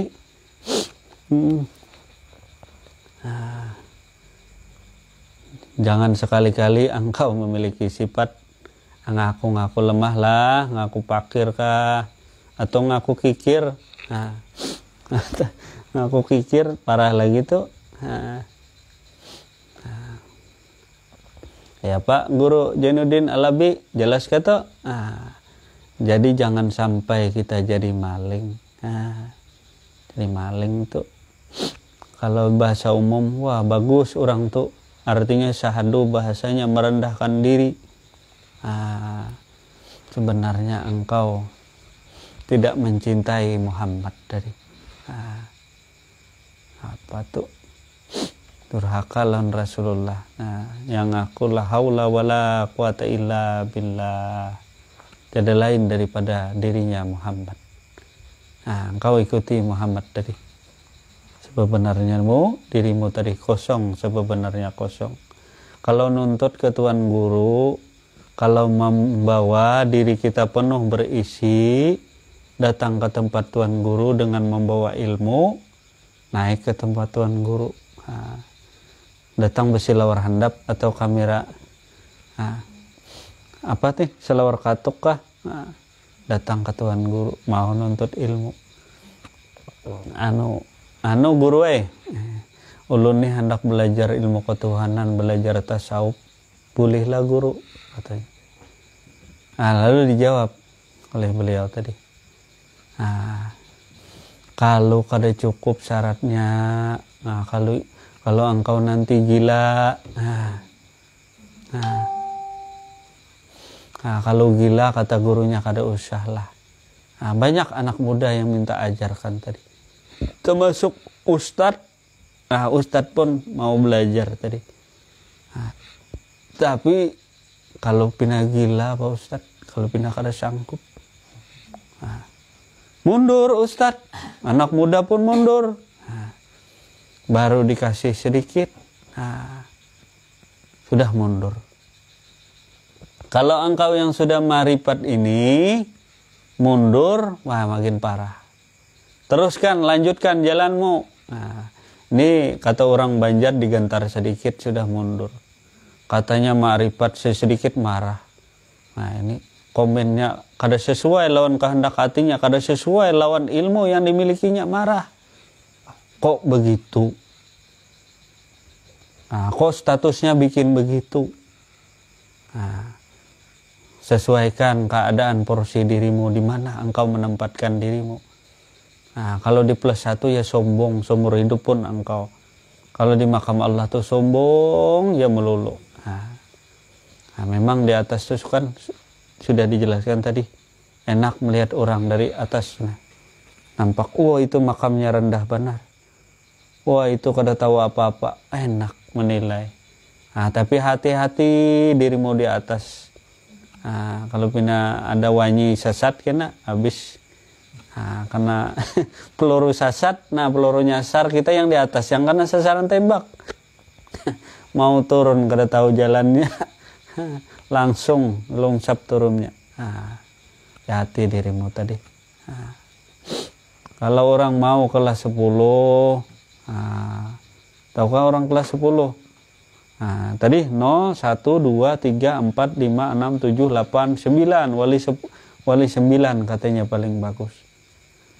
Padahal yang paling bagus tuh 10. Tahukah 10? Coba angka tuh. Karena kan yang diberi kan anak 10 buting wadai kah, anak 9 kah? 10 jar, karena kan nyata sudah. Jelas lah tuh, pasti anak 10.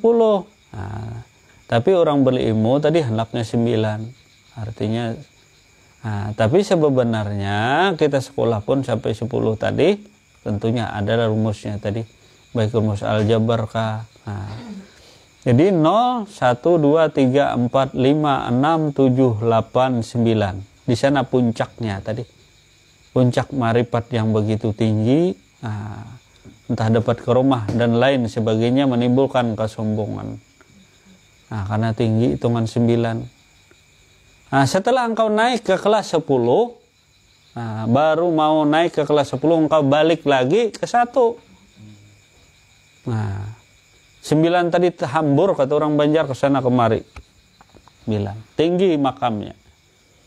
Nah, setelah naik mau ke 10, ke 1 lagi. Nah, keesaan yang sebenarnya esa. Nah, pengakuan dan lain sebagainya. Nah, setelah dipancing orang, yang kelas 9 tadi bau diajak orang naik, kalau bisa lagi naik, hilang tangganya. Nah, tidak ada lagi marifat, tidak ada lagi syariat, tidak ada lagi tarikat. Nah, amblas ini tadi. Nah, amblas kada ada lagi jalannya, tangganya kada ada lagi meniti. Nah, karena belajar di Facebook. Nah, ini susahnya. Nah, walaupun kita di dasar, walaupun di nol, tapi rutin. Nah,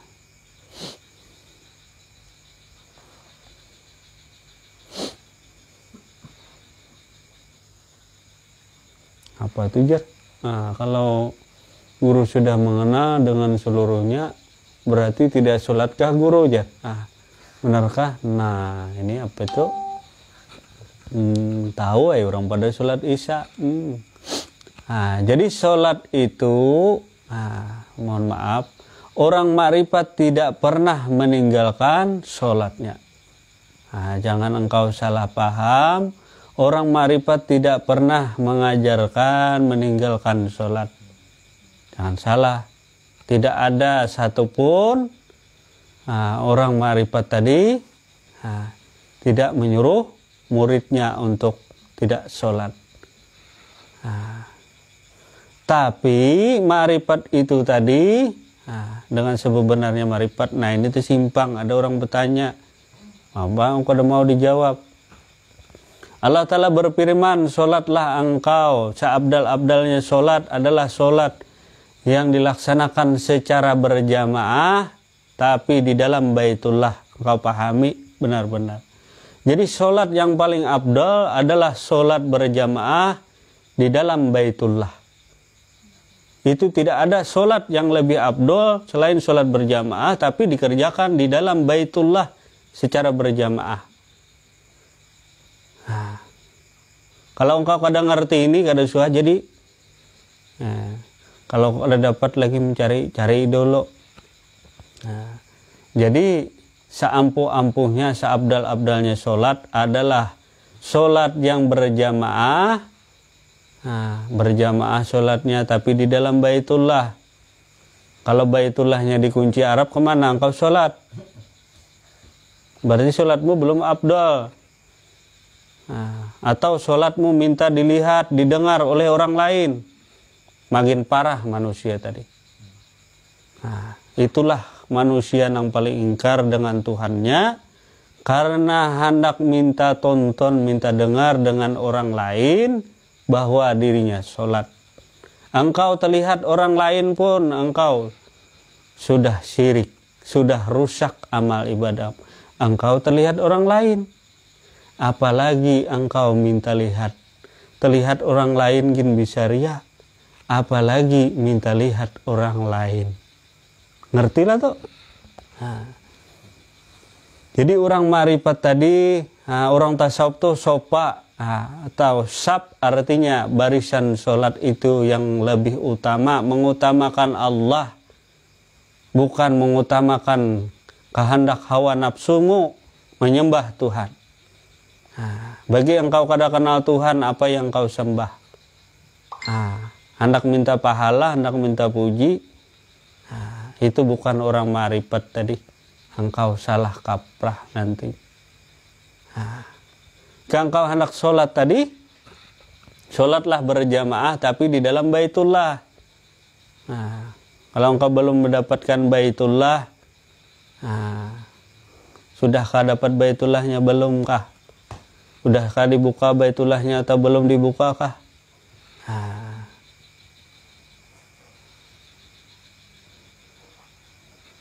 Buru-buru membahas sholat, dirimu seorang belum bersih. Sebelum orang sholat, tentunya dirinya harus bersih jasmani dan rohaninya. Jangan ngerti aja guru, bukannya itu. Cuma tadi Nah, supaya diperjelas karena pian betakun masalah sholat, maka kita bukakan sholat orang marifat seperti apa. Mungkin pada waktu kesempatan yang akan datang kita buka sholat orang marifat seperti apa. Nah, jadi sholat orang marifat seperti apa, ngerti aja tadi. Nah, jadi kita pertegas lagi bahwa orang ma'rifatullah, para arif billah gurunya tidak pernah sama sekali mengajarkan muridnya untuk meninggalkan sholat, terutama sholat 5 waktu. Nah, itu pada umumnya. Tapi kaji dulu sholatnya seperti apa, supaya tidak syirik, supaya tidak riak. Nah, terima kasih. Nah, guru Alabiyo, alhamdulillah sip tadi nah. Nah, karena mengkadaka itu kada terbuka. Nah, jadi terbuka. Nah, jadi firman Allah berfirman menyuruh kita sholat berjamaah. Di abdul-abdulnya sholat, ini kan direkam, abdul-abdulnya sholat itu sholat yang berjamaah, tapi di dalam Baitullah, bukan di luar Baitullah. Jadi sholat nang abdul itu di dalam Baitullah, bukan di luar Baitullah. Tetapi kenapa di kunci Arab Baitullahnya? Kita di sini kayak apa? Nak ke Baitullah sana jauh, abal orang Sambas jauh ke Baitullah. Nah, busia. Nah, bukan mandaki. Ah, siapa tahu Baitullahnya rusak yang di Mekah sana. Bagaimana kita anak sholat berjamaah? Apakah muat di sana kata orang Banjar? Muatlah kira-kira Baitullah di sana, mun kita Indonesia ini aja muatlah kira-kira ke dalam Baitullah. Ah, muat lah kira-kira. Nah, itu. Kayak betul. Guru Majunuddin, ya apa muat lah di dalam Baitullah, maka disuruh berjamaah. Jadi sholat nang abdul itu sebenarnya sholat berjamaah, bukan sendiri. Nah, sholat abdul berjamaah. Nah, mungkin lain waktu kita ungkap masalah tentang sholat. Nah, tapi mungkin kada secara live lagi. Nah, mungkin bisa ditonton di YouTube kah apakalah. Nah, soalnya kita itu tadi banyak hal dan lain sebagainya, kebetulan banyak permintaan yang lain tadi. Ada kita diminta guru tarikat, karena beliau sudah tua. Nah, tugas kita banyak lagi, bisa ngurus jamaah tarikat. Padahal buru-buru kita nih apa ada. Nah, 0 tadi bukannya bodoh, bukan apa. Nah, padahal murid beliau banyak. Nah, kita baru. Nah, jadi ini bukan dibeli lah. Nih, apa ini? Orang kita juga kadang ngerti lah. Apa ini ngarannya? Nah, ngarannya kita orang kampung. Padahkan apa tadi? Bagak macam. Nah, ini pemberian guru. Nah, orang mursyid, orang guru tarikat yang memberi. Nah, jadi diberi, disuruh pakai ya kita pakai. Nah, orang menyuruh pakai ya kita pakai. Kalau orang nyuruh disimpan ya disimpan. Itulah piklah. Nah, jadi Muhammad tadi harus abdi. Jadi kalau diberi, nah ini diberi, guru mursyid tadi, guru tarikat tadi memberi. Nah, mungkin di tempat saudaraku di tanah air mungkin ada majelis tarikat, tarikat Naqsabandikah atau apapun, semuanya itu dari Rasulullah. Jangan ada perbedaan antara tarikat satu dengan lainnya. Entah yang bertarikatkah atau tidak bertarikatkah, jangan sampai ada perbedaan di antara kita tadi. Jadi tarikat itu laksana buah. Nah, atau buah, ada buah pisang, ada buah pepaya, ada buah semangka, ada buah apel, buah anggur.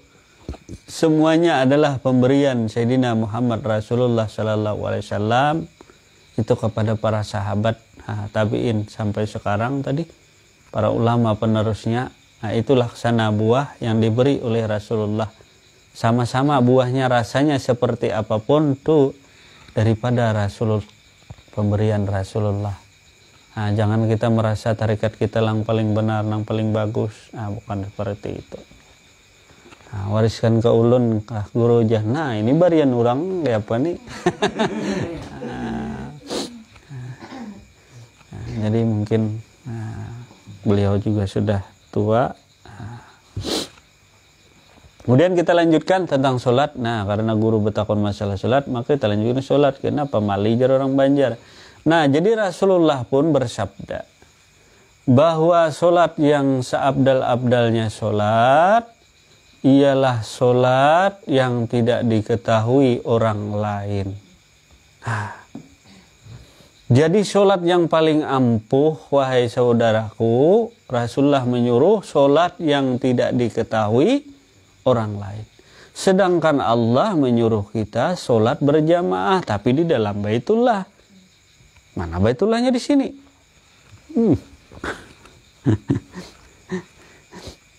Baitullahnya di mana? Nah, mana kita mencari Baitullahnya? Nah, tentunya Baitullahnya tadi itu makrifatnya kepada diri. Nah, mungkin lain waktulah. Nah, jadi tujukanlah Baitullahnya itu tidak lain kepada diri. Nah, jadi sholat berjamaah di dalam Baitullah. Itu siapa yang menyuruh? Itu Allah. Itu firman Allah. Cari kena. Nah, jadi hadisnya mana Rasulullah menyuruh? Nah, ampuh, paling ampuh. Laksana obat tuh yang paling ampuh. Nah, artinya obat misagrib, bodrek, dan lain sebagainya itu kada ampuh. Yang paling ampuh, kata Rasulullah, sholat. Nah, apa tadi? Yang tidak diketahui oleh orang lain. Nah, bila orang lain tahu itu belum ampuh lagi sholatnya, bukan kada diterima lah. Jangan salah kaprah pulanglah.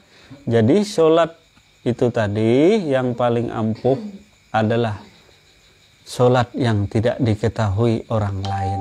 Nah, kalau orang lain masih tahu, itu sholatmu belum ampuh. Laksana sebuah keris, keris ampuh gandring kah? Nah, yang paling ampuh, obat yang paling manjur. Nah, jelas saja itulah obat yang paling manjur. Sholat yang tidak diketahui orang lain, bukan menyuruh engkau tidak sholat. Nah, salah kaprah. Nah, jadi antara hadis dan Al-Quran tadi seiring sejalan. Antara makrifat dengan syariat, antara tarikat dengan makrifat tadi, antara hakikat dan makrifat itu tidak ada pernah putus. Nah, satu. Nah, jelas sajalah masalah sholat. Nah, ini pada bahas sifat 20 tadi. Nah, karena ada tetakunan. Nah, karena ada empat menjatuh jabang ahai, jatuh ija nang mana nang gugur, nang mana nang buruk dibuang. Nah, jalur guru bakri ambil nang baik, tinggal nang buruknya.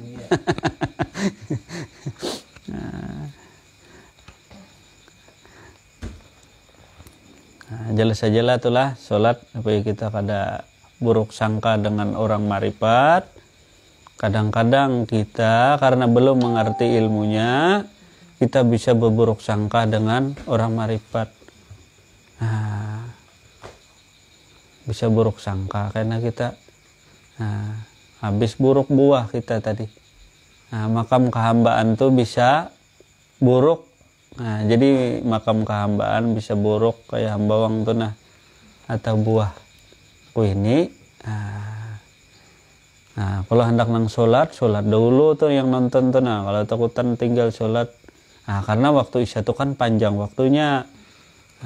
Anak sholat ya. Kenapa kita tadi ini waktunya? Karena yang hadir kada bisa bergadang, karena ada yang berdagang, kalau perlu bangun pagi, bangun sungsung, ada yang jam 2 bangun. Kalau kita pengajiannya sampai jam 11 malam, kasihan. Apalagi tetangga, kasihan. Kita kan suaranya keras, kasihan orang, ganggu orang. Kasihan tetangga tadi. Kalau ada yang bertanya karena daripada ganggu orang, baik kita mendingan tutup. Balik kepada sifat apa tadi? Wahdaniyat. Wahdaniyat artinya esa, tunggal, tidak berbilang. Jadi wahdaniyat itu esa, artinya kata orang orang Dayak apa eje kah, orang Bakumpa eje jara. Ada esa tuh orang Manyan, esa orang Manyan esa artinya satu. Yang mana satunya satu wujudnya. Tetapi kalau zat Allah tidak ada satunya lah, tidak ada. Jadi zat Allah yang meliputi semesta sekali alam nih, zat Allah tadi ini kada ada satunya lah, ada satu artinya tidak terhingga. Kalau matematika itu lambangnya S itu tidak terhingga. Jadi zat Allah ini tidak ada satu, artinya penuh. Seluruh alam semesta ini termasuk diri kita terpenuh dengan zat Allah.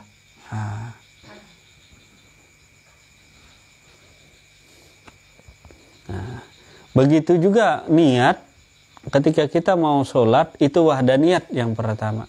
Jadi sholat nanti pembahasan sholat, insya Allah kapankah waktunya tentang sholat, tentang secara ma'rifat. Jadi sholat itu rukun yang pertama adalah niat, gugur kepada diri kita, itu gugur kepada sifat Allah, wahdaniyat. Sebelum masang niat itu wahdaniyat artinya mengesahkan Allah. Sebelum engkau melihat wujud keesaan Allah, maka rukun yang kedua belum boleh terbit. Jadi esa dulu, melihat dulu lawan rupa Allah, melihat lawan wujud Allah. Baru sholat itu melaksanakan takbir. Setelah niat itu kan wahdaniyat, mengesahkan. Niat, satukan hati, satukan pikiran, satukan jiwa kita. Wahdaniyat itu mengesahkan Allah. Bukannya kita yang mengesahkan, bukan. Karena manusia tadi nol, arti nol tadi. Yang mengesahkan tiada lain daripada dirinya, tiada lain daripada Muhammad. Jelas sajalah. Yang diulang-ulangi lagi, ngaku-ngaku diri fakir, noe dah ditinggalkan. Sudah. Bagi orang nasab bebenarnya marifat, jangan lagi ngaku diri fakir, jangan lagi ngaku diri bodoh, jangan lagi ngaku diri lemah. Itu menambah-nambahi ngarannya tuh jadi maling juga kita. Bujure manis di luarnya, pahit di dalamnya. Empadu tuh. Jadi wahdaniyat mengesahkan Allah, artinya dirinya juga mengesahkan. Kalau dia lebih dari satu berarti ada saingan, pasti ada konkurensinya. Hal ini tidak bisa terjadi. Artinya wahdaniyat wujudnya pun satu. Wujudnya satu. Walaupun ini banyak.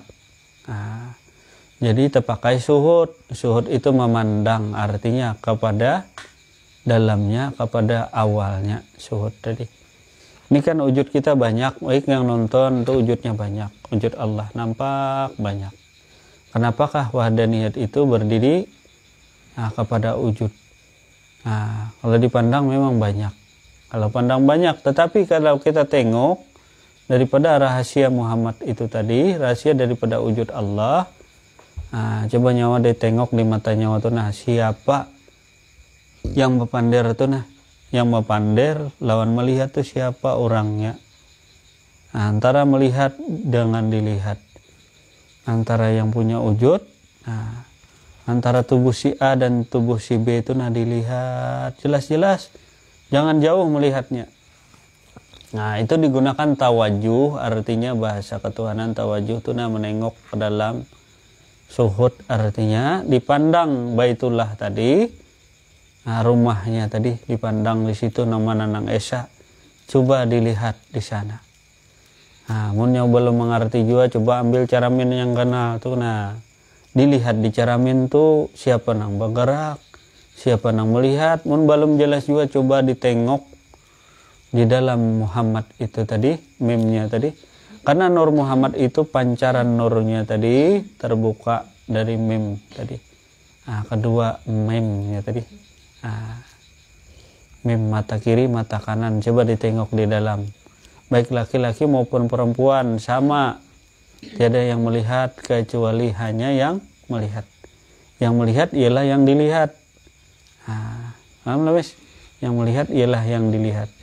Jadi wahdaniyat, esa sebenarnya esa, walaupun wujudnya ini banyak, tapi sebenarnya pada hakikatnya satu. Mun kada percaya teorinya coba sampukakan lintuhut. Nah, bahu ke itu. Nah, orang dua laki bini beragapan. Yang ditoleh matanya kanan-kanan, kiri-kiri. Nampaklah keesaan wujudnya Allah. Walaupun engkau secara jasmani banyak, tapi ditengok di dalam. Karena rumah kalau jauh kan kada kelihatan orangnya. Kalau dekat, nah dekat dilihat. Oh, siapa? Ternyata yang mengesahkan tidak lain daripada dirinya. Nah, pemilik sifat dengan sifatnya adalah satu. Nah, tapi ini teorinya atau teori sesuai teori dengan prakteknya. Esa tadi sebenarnya esa. Nah, coba ditengok jelas-jelas. Kalau belum nampak itu belum tasdid, artinya belum nampak jelas sampai engkau melihat sebenarnya wujud keesaan. Cat wajibal wujud tadi. Nah, nampak di sana, lihat. Nah, jelas.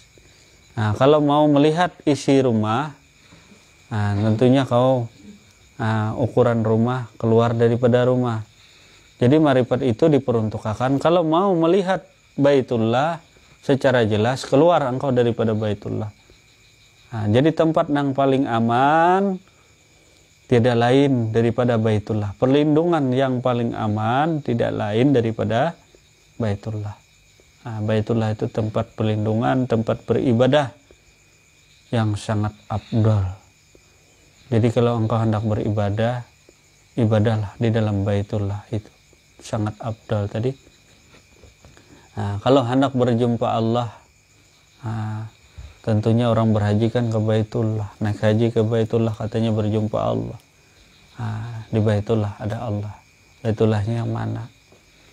Baitullahnya nampak pada wujudnya. Nah, itulah Baitullahnya Allah. Jadi naik haji ke Baitullah. Jadi wahdaniyat esa sebenarnya esa nampaklah di sana. Sebelum engkau melihat, belum ihsan namanya, lihatlah keelokannya sana, keelokan zat wajibul wujud, keesaannya yang sebenarnya esa. Nah, kalau sudah esa tentunya satulah dirinya tadi.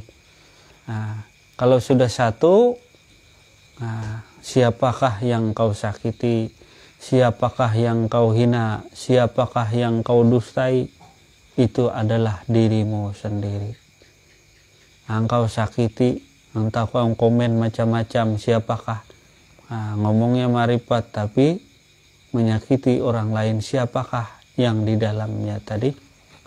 Siapakah di dalam Baitullah tadi? Barang siapa yang menyakiti hambaku, maka tersakitilah dirinya. Karena hambaku tiada lain daripada aku. Hambaku tiada lain daripada aku. Coba engkau tengok jelas-jelas. Jadi orang marifat, orang bertasawuf tidak pernah mengajarkan huru hara. Jelas saja itulah. Orang tasawuf tidak pernah mengajarkan syara atau dan lain sebagainya. Karena yang dimusuhinya siapa? Karena yang disakitinya siapa? Orang bertasawuf, orang ma'rifatlah yang menjaga Nusantara ini. Orang ma'rifatlah yang menjaga persatuan, kesatuan diri, kepersatuan negara kita tadi. Itulah Pancasila, ketuhanan yang Maha Esa, artinya wahdaniyat. Sultan Hamid itu menyatakan sila yang pertama adalah ketuhanan yang Maha Esa, artinya mengesakan Allah. Walaupun kita ini berbineka, artinya beraneka ragam, ada yang tua, ada yang anum, ada yang tinggi, ada yang besar, ada yang kurus, ada yang gemuk, ada yang Sunda, ada yang Jawa, ada yang Bugis, ada orang Melayu, ada orang Batak. Tapi ketika dipandang di dalam dirinya, yang memandang tidak lain adalah yang dipandang. Itulah persatuan kita tadi. Di dalam Pancasila itu. Bukan Pancasila itu haram atau kafir, itu maknanya apa. Jadi lambang negara itu, lambang negara kita itu tidak lain daripada warisan. Warisan daripada orang Islam, warisan daripada orang arif billah, warisan daripada wali-wali Allah. Jangan salah kaprah karena di berlambang Garuda. Garuda itu artinya diri yang bebas. Tahukah diri yang bebas? Kada terkurung, kada terikat. Kalau terkurung sama kayak dijajah. Bagai burung di sangkar emas. Makanya lambang kita itu artinya bebas. Burungnya kada terikat, burungnya kada dalam kerangkeng. Sebenarnya burung adalah yang menghuni sebatang pohon kayu, atau tamsilnya tadi yang menghuni rumahnya Allah, tentunya Allah. Yang menghuni Baitullah tentunya Allah. Kalau bukan Allah, nah itu bukan Baitullah ngarannya. Jadi sebenarnya Baitullah adalah rumah Allah, itu adalah wujud dirinya juga. Wujud dirinya lah yang bernama Baitullah. Kalau masjid bang apa? Kalau masjid itu tempat kita beramal ibadah. Kalau ini bang apa? Ini rumah diri namanya, bukan rumah Allah. Jangan salah kaprah, karena ini rumah Allah Ta'ala jenah. Nah, apa rumah Allah Ta'ala bisa? Itu rumah diri. Sedangkan Baitullah mana? Yang nyawa duduk, yang nyawa berjalan tuh, nah itu Baitullah ngarannya, itu rumah Allah. Mana orangnya di dalam Baitullah tuh, nah nang pandir tuh, nah itu yang esanya. Yang melihat, nah itu orangnya, bukan mata yang melihat.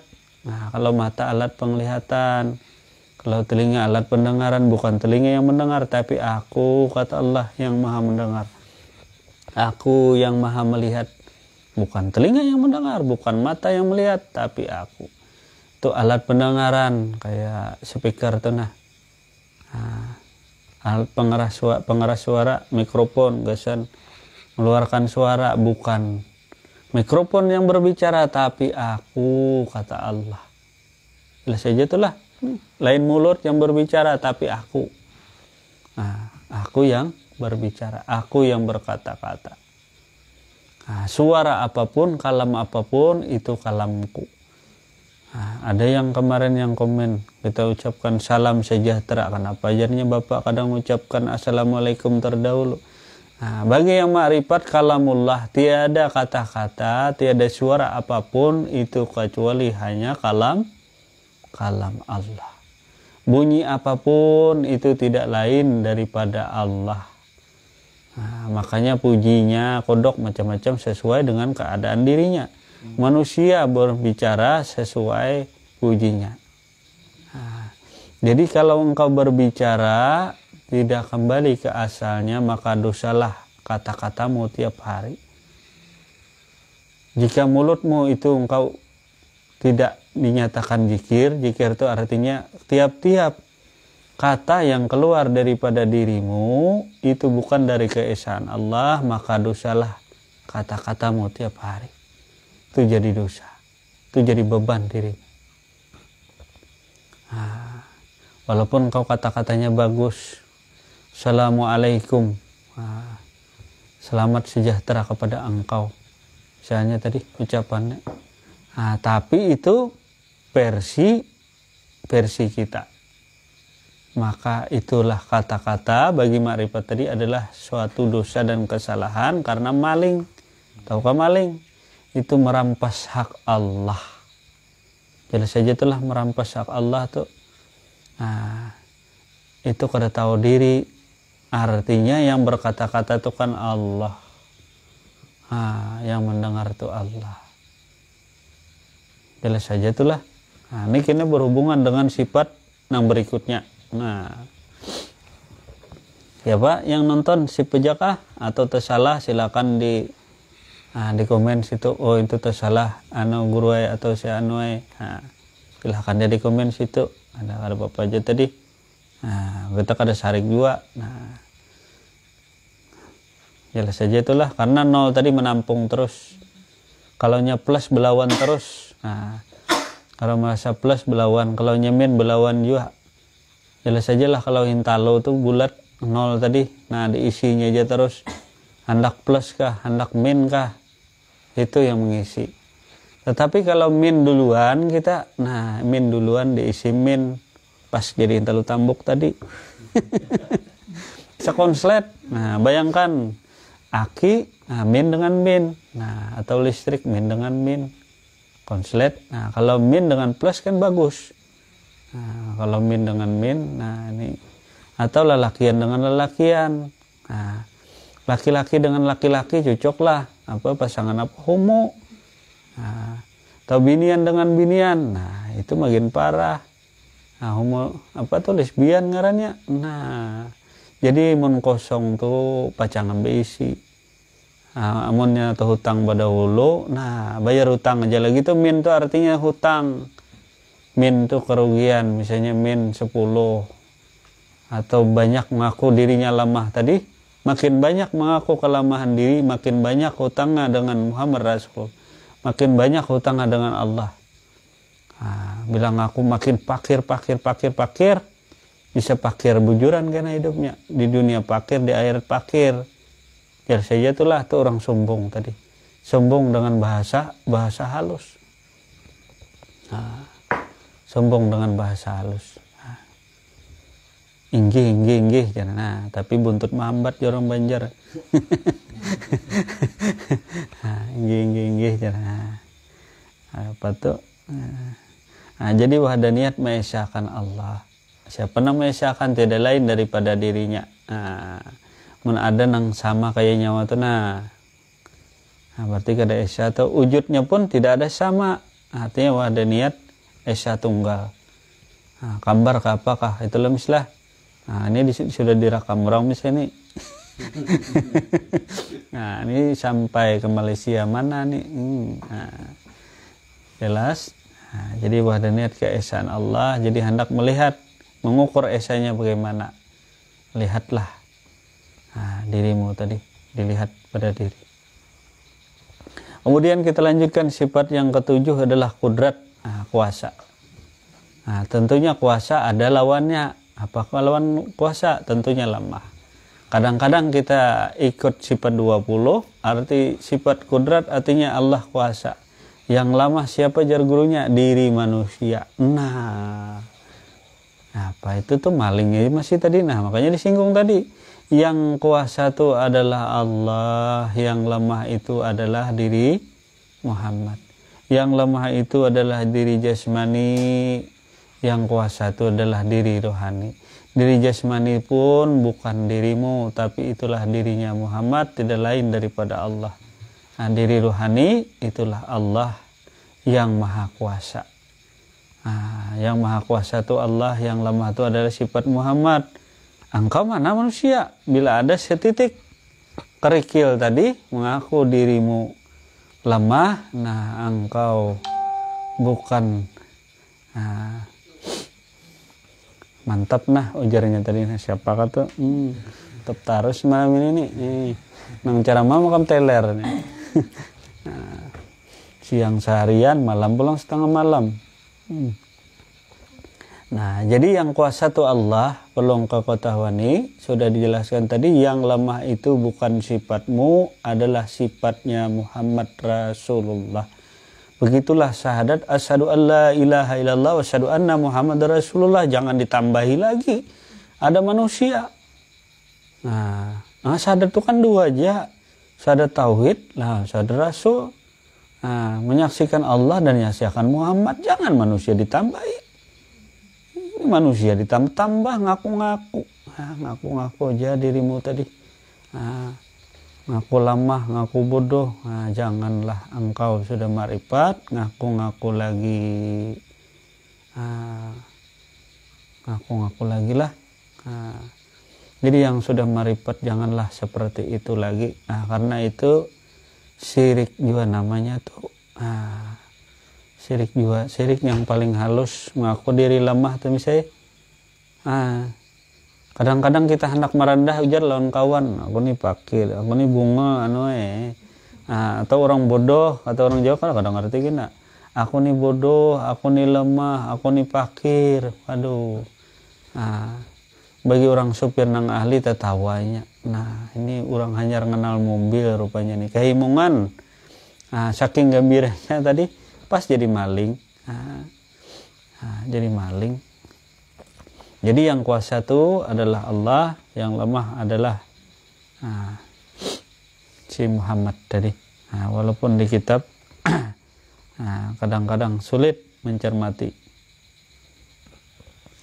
Jadi manusia itu tiada, yang ada hanyalah Allah dan Muhammad. Jadi kuasa, nampak kuasa mengangkat segala sesuatu, nih adalah pekerjaan Allah. Jelas yang kuasa adalah Allah, bukan yang lainnya. Ketika diri lemah, itulah diri Muhammad.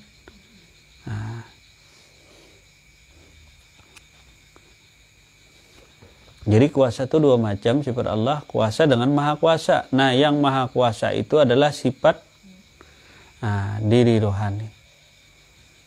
Jadi yang sifatnya terbatas itu diri jasmaninya, terbatas kekuatannya. Paling bisa mengangkat sepikul atau 50 kilo. Perlu engkau ketahui nih, digaris bawahi supaya jelas. Jadi ada sifat kuasa dan maha kuasa. Nah, maha kuasa mungkin sifat yang ke belakang ya. Tapi kita ungkap di sini supaya nyambung. Jadi sifat yang kuasa itu maksudnya sifat Allah kepada wujudnya, ganti Muhammad.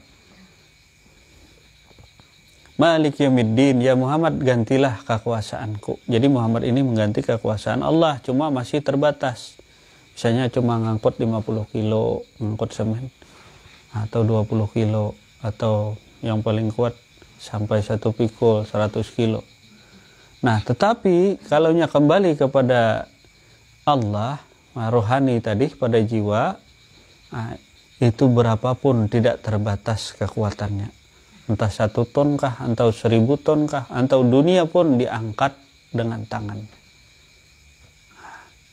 Nah, itu perjalanan rohani. Coba engkau alami sendiri perjalanan rohani. Diri rohani apapun bisa diangkatnya. Nah, kalau diri jasmani, karena ini ganti kerajaan Allah, si Muhammad ini terbatas mengangkatnya. Paling mengangkat 1 pikul. Nah, itu pun sudah luar biasa. Nah, kalau sudah tua-tua, nah mungkin ada 20 kilo lagi. Yalah Pak Haji. Ajar Pak Haji. Nah, makin tua, kuasa. Jadi kuasa itu terbagi menjadi 2 tadi, yang maha kuasa dan kuasa. Tetap keduanya daripada Allah. Cuma perkaranya kepada Muhammad diwariskan kepada dirinya yang zahir, kemudian kepada dirinya yang batin. Nah, jelas saja itulah. Nah, itu perjalanan spiritual, kuasanya yang lebih kuasa nembus dinding, menembus angkasa dan lain sebagainya, itu diri rohani. Diri jasmani terbatas kekuasaannya. Nah, diri jasmani terbatas kekuasaannya, mau ke Mekah, diri jasmani naik mobil, naik pesawat dulu. Sedangkan diri rohani itu kekuasaannya tidak terbatas. Ruang dan waktu tidak terbatas. Kalau diri rohani itu bagi diri yang menjalankan. Kalau belum menjalankan, bisa jadi coba di rumah masing-masing diri rohani, keluar pada diri jasmani ke alam manapun bisa. Itu diri rohani. Kalau jalan jasmani ya naik mobil dulu, naik ojek dulu, naik pesawat dulu, atau naik unta dulu, ya lebih lambat datang. Nang naik haji bid'ah pakai pesawat bahari, zaman dulu kan naik unta, bid'ah terus tuh. Kemudian kita lanjutkan iradat. Iradat itu adalah kehendak. Kehendak Allah itu pasti terjadi. Makhluk ini juga mempunyai kehendak, tetapi sebelum tentu semuanya kehendak dapat terjadi, sudah tentu kehendak Allah tidak dipersamakan sebagaimana kehendak makhluk. Makhluk tuh di sini perlu digarisbawahi, makhluk itu adalah selain Allah, itu bernama Muhammad atau Nur Muhammad tadi adalah makhluk Allah. Nah, diri Muhammad itu kan makhluk kasar tadi, sebagainya kekasih Allah, itu Muhammad. Jadi kehendaknya terbatas. Nah, kalau gugur kepada kita sifat iradat itu ya kehendak. Hendak makan, hendak minum, hendak tidur, hendak berjalan, itu namanya iradat. Mau duduk, mau berjalan, mau apapun, itulah iradat.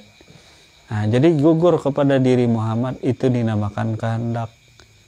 Tiap-tiap kehendak pada diri itu dinamakan iradat Allah. Bagi Muhammad itu yang dinamakan kehendak. Nah, jadi engkau hendak berbaring, engkau hendak tidur, engkau hendak makan, itu yang dinamakan iradat. Sebenarnya iradat ialah kehendak Muhammad. Nah, pada diri itu yang dinamakan kehendak. Kalau kepada diri, nah ini sudah kedinding dengan Allah, itu dinamakan nafsu. Jadi bahasanya iradat turun kepada Muhammad itu kehendak. Turun kepada manusia yang awam itu dinamakan nafsu. Jadi sebenarnya nafsu itu adalah kehendak Muhammad, adalah iradatnya Allah. Jelas saja itulah nyambung. Jadi sebenarnya nafsu tidak lain daripada kehendak Muhammad. Kehendak Muhammad itu tidak lain daripada sifat iradatnya Allah.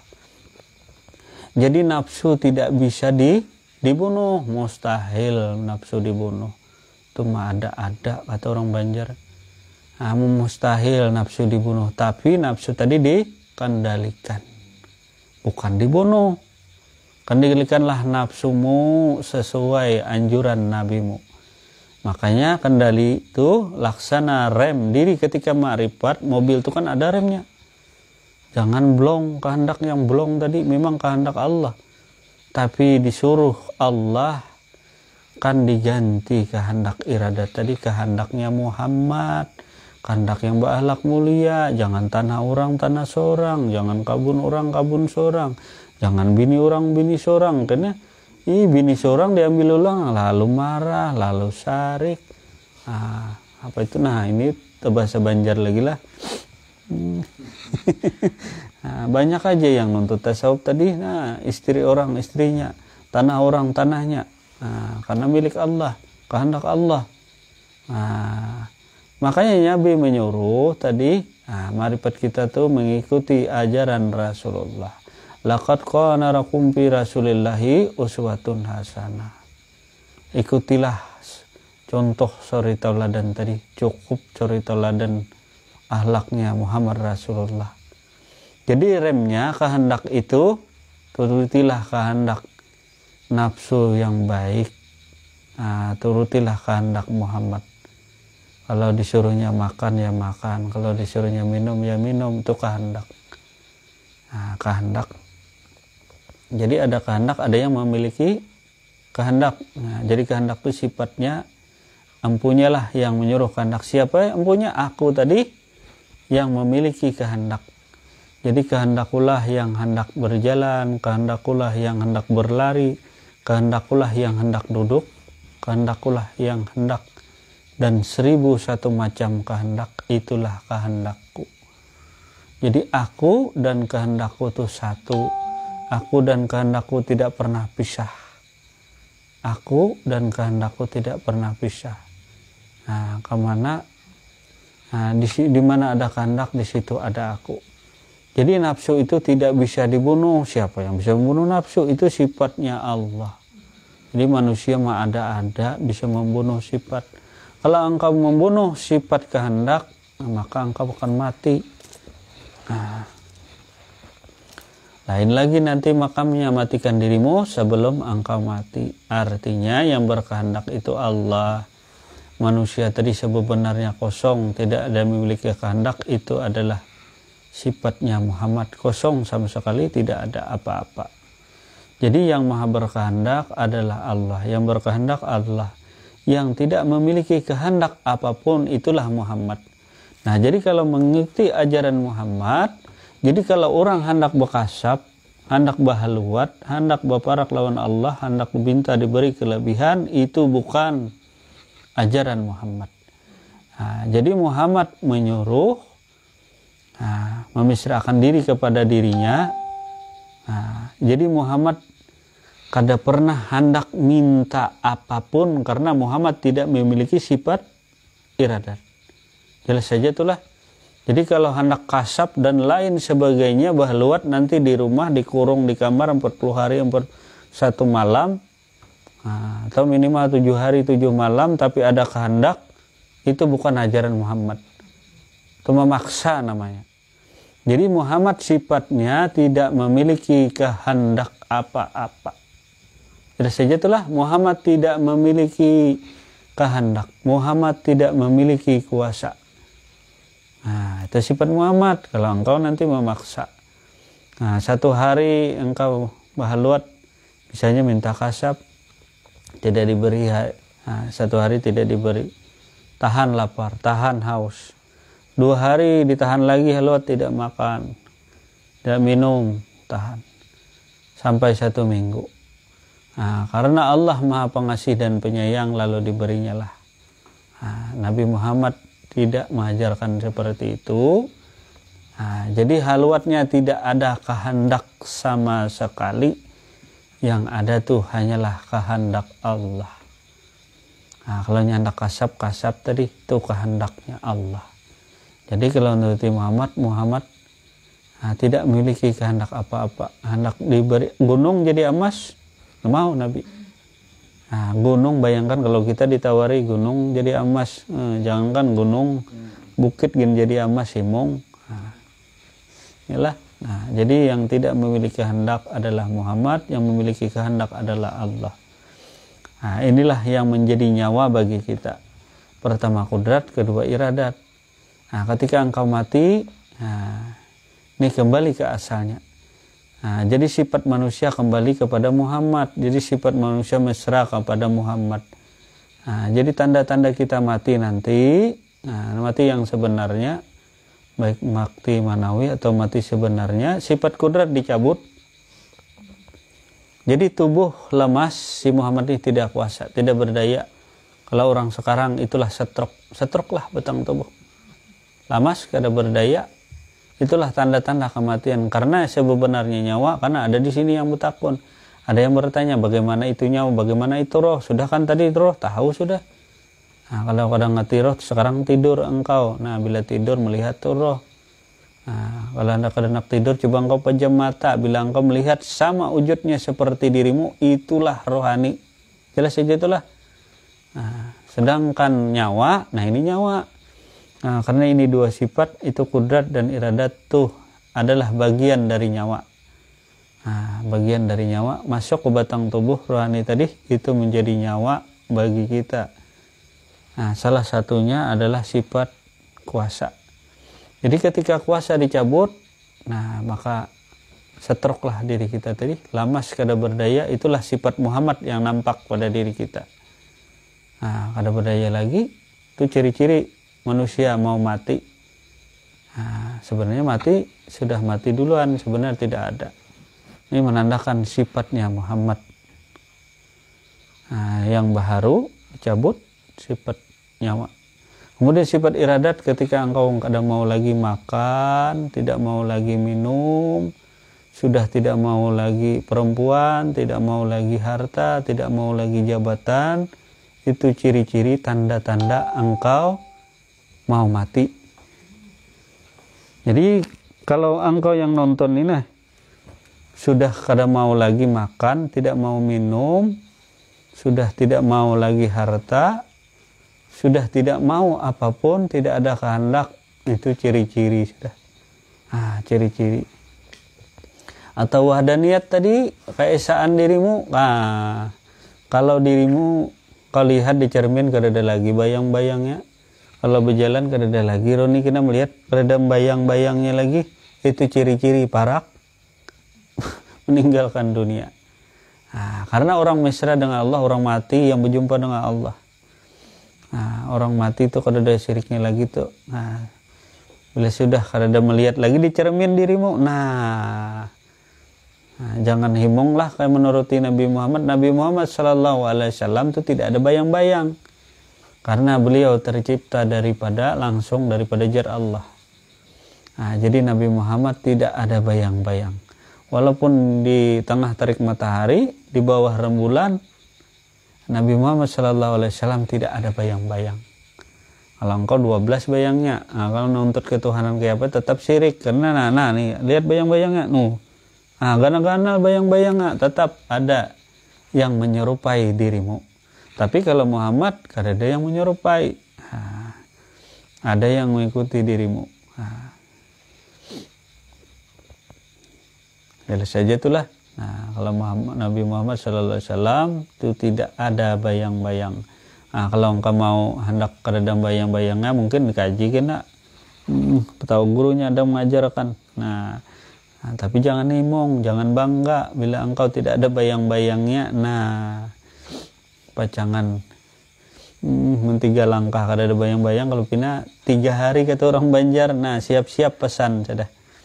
Jadi tanda-tanda kematian ketika nyawa dicabut, bila sudah kuasa dicabut, sadar-sadar diri. Itu kita pacangan meninggalkan dunia.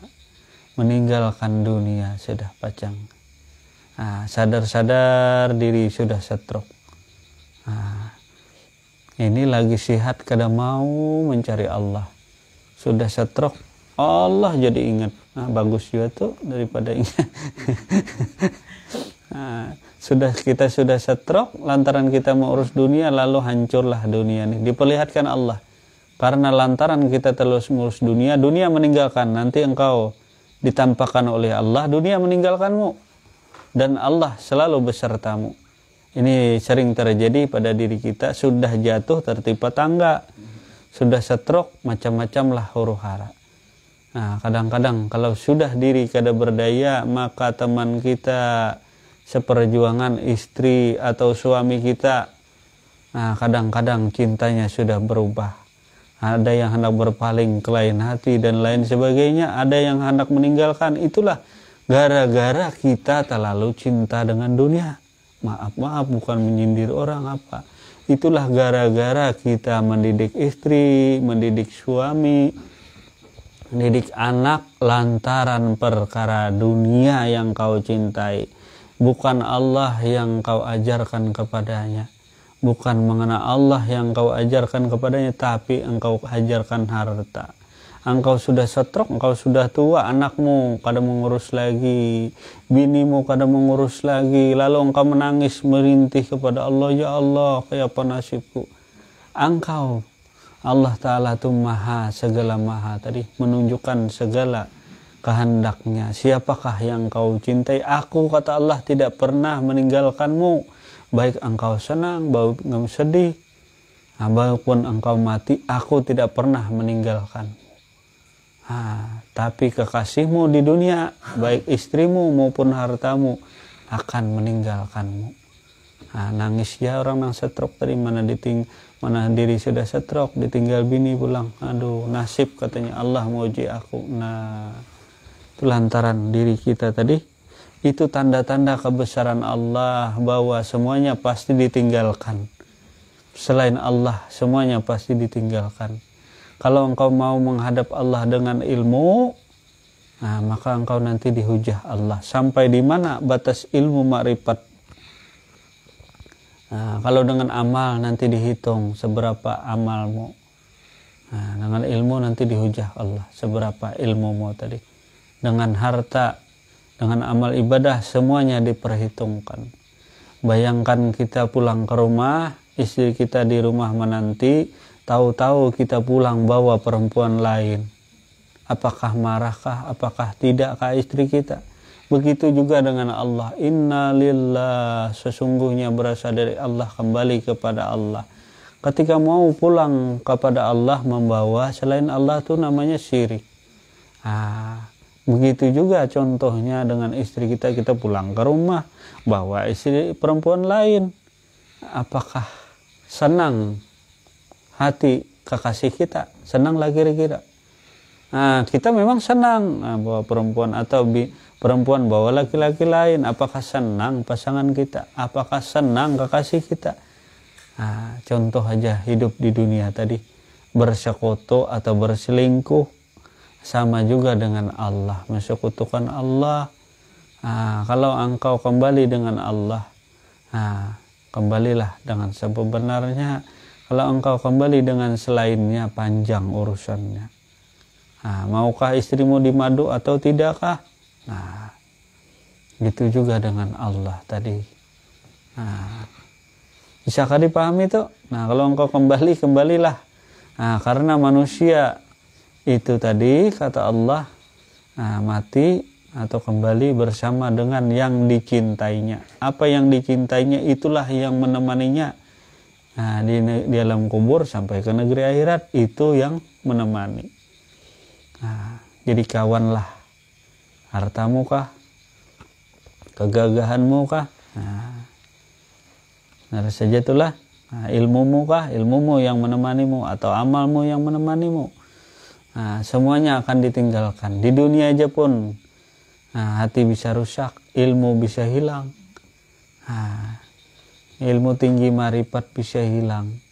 Tapi aku, kata Allah, tidak pernah meninggalkanmu. Nah, hidupmu sendiri, sebenarnya sendiri, tidak ada yang bisa menolongmu kecuali aku, kata Allah.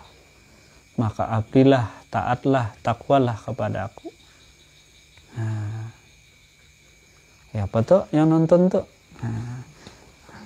Anak mencoba nanti bawa perempuan lain, bawa ke rumah, tes di dunia dulu, belum di akhirat. Nah, ya apa anak maca? Bawa mulai ampahnya, banyak binian kan? Perempuan banyak, sama perempuan laki sama. Jadi kesetiaan tuh lebih berharga. Kesetiaan tuh lebih berharga. Cinta tanpa kesetiaan tuh apa ngarannya mes? Itu cinta apa tuh? Pada cinta, memang cinta tapi kada setia. Artinya kita berselingkuh di belakang. Padahal Allah Ta'ala maha melihat, maha mendengar, maha kuasa, maha berkata-kata, maha tahu. Betul? Jelas saja itulah. Kalau hendak mencoba, coba dulu di dunia. Mun hendak apa kata orang Banjar, panci ke kepala. Kira-kira orang Banjar nggak tahu lah panci ke kepala. Kalau tahu panci ya tempat untuk masak nasi itu bisa. Atau piring nanti bisa ke luar jendela. Kalau Anda dicoba silakan. Bisa terbang piring. Jadi di rumah tangga tuh antik, piring bisa terbang. Jelas kehendak adalah kehendak Allah, yang tidak memiliki kehendak itulah Muhammad Rasulullah. Apa itu Muhammad Rasulullah? Apa itu Muhammad? Apa itu Rasul? Apa itu Allah? Mungkin suatu saat kita akan ceritakan apakah itu Muhammad, apakah itu Rasul, apakah itu Allah dalam bahasa ma'rifatullah. Apa itu Allah, apa itu Muhammad, apa itu Rasul. Jadi ada beberapa kata, ada Muhammad, ada Rasul, ada Allah. Muhammad Rasulullah. Kemudian dilanjutkan sifat yang 9 adalah ilmu. Ilmu adalah pengetahuan, pada bahasa sederhana artinya tahu. Pengetahuan Allah amat luas dan tidak terbatas. Kalau dia tidak berpengetahuan, mungkin terjadi segala sesuatu ini tentu tidak akan terjadi. Mustahil kalau Allah itu bodoh. Adapun pengetahuan manusia dan makhluk lainnya sebagaimana pintarnya, ini bahasa umum, namun tetap ada batasnya. Arti makhluk tadi sebenarnya adalah Muhammad yang memiliki kebodohan. Karena di sini masih menggunakan bahasa umum, kita gunakan ma'rifat yang sebenarnya pada hakikatnya yang bodoh tadi adalah Muhammad. Yang pintar itu adalah Allah. Jelas, yang pintar itu adalah Allah, yang bodoh adalah sifatnya Muhammad.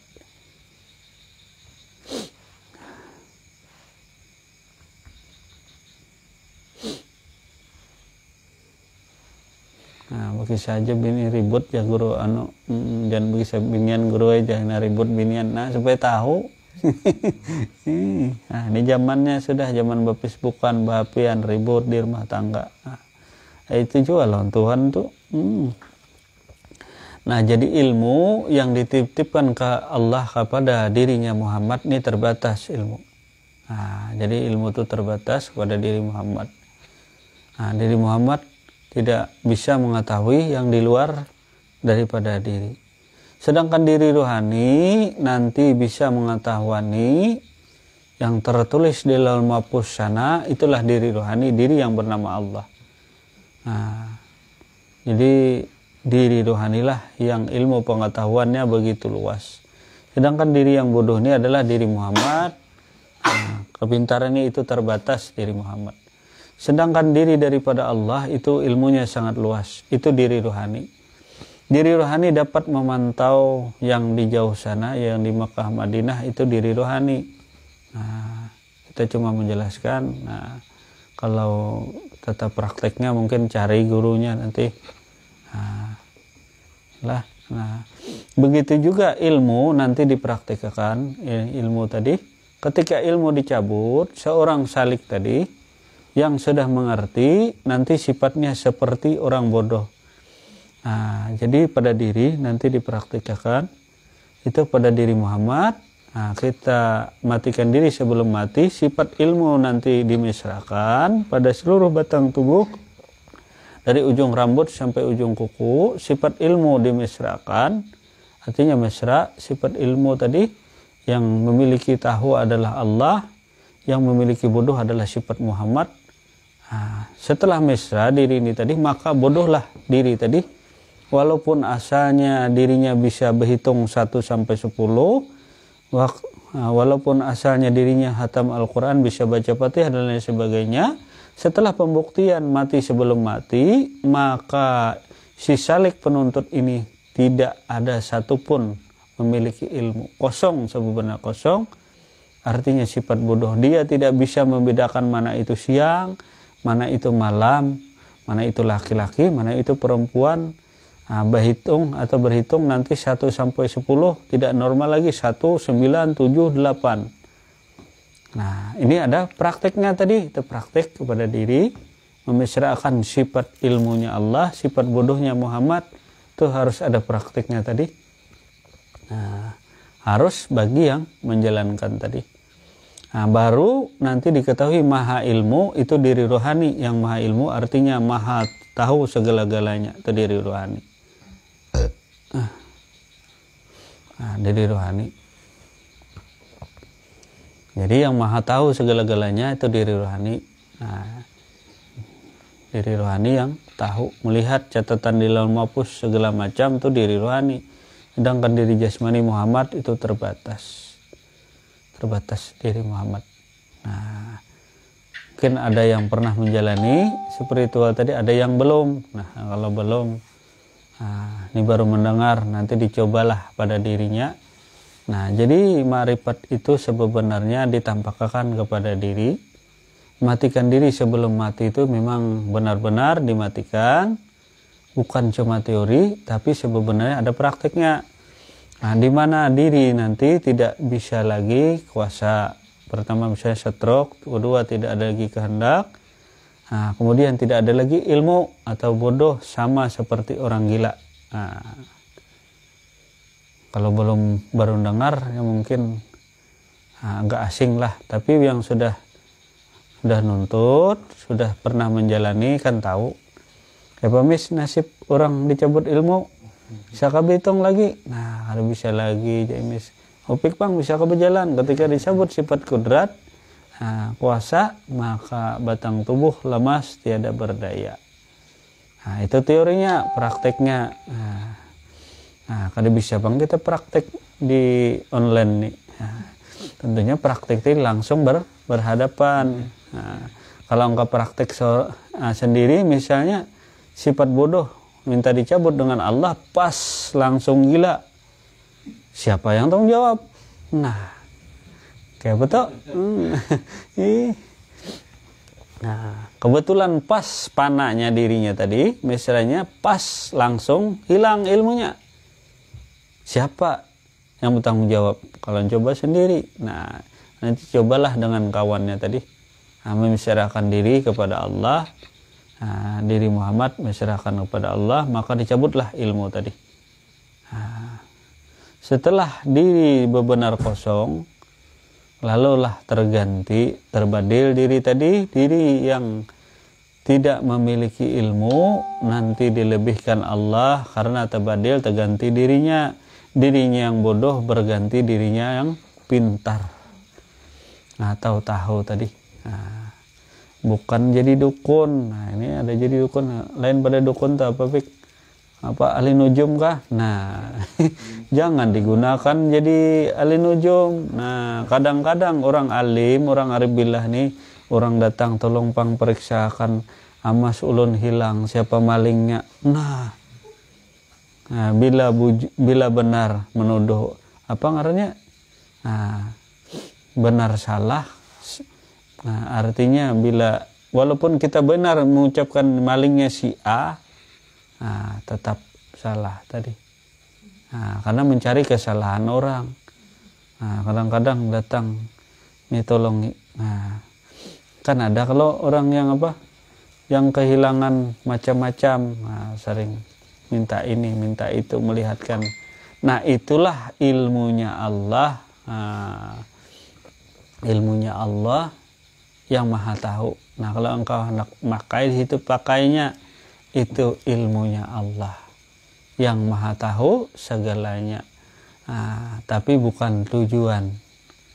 Jadi bukan tujuan ma'rifat ke sana. Kalau mau anak jadi paranormal macam, bukan tujuan.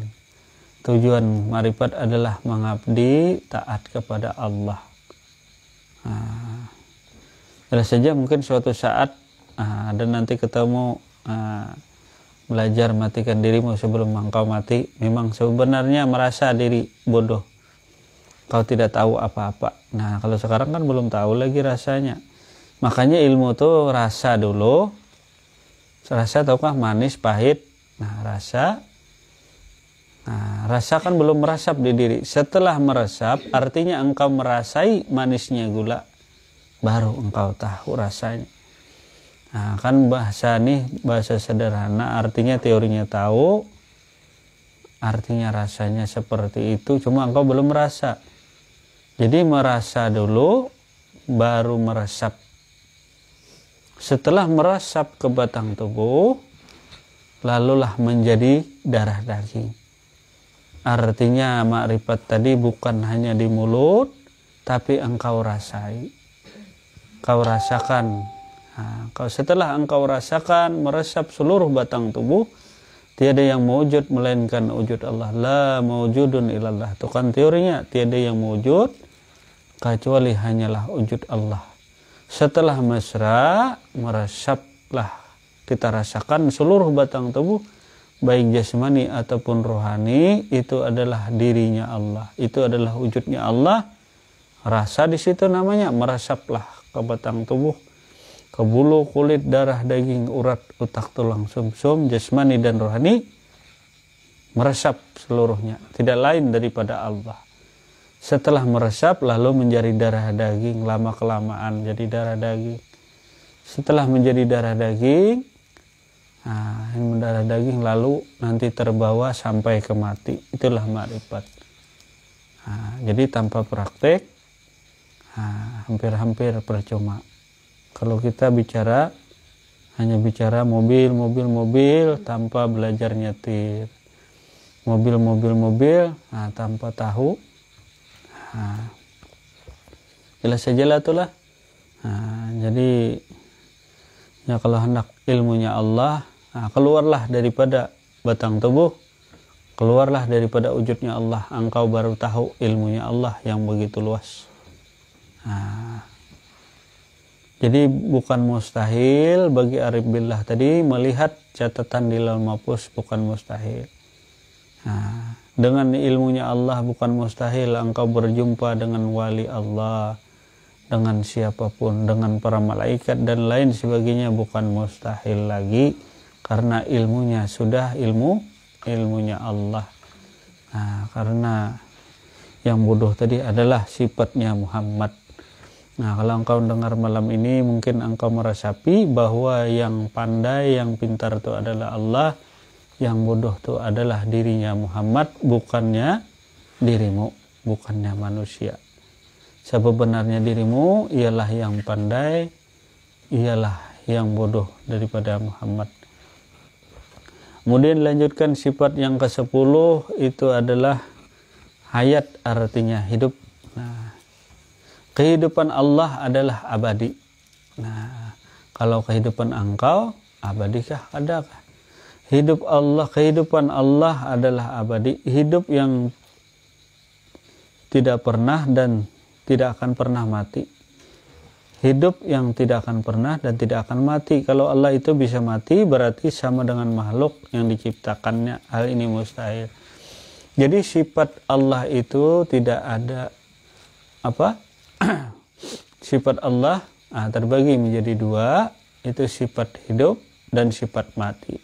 Jadi sifat hidup itu sifatnya Allah, sifat mati itu turun kepada diri Muhammad.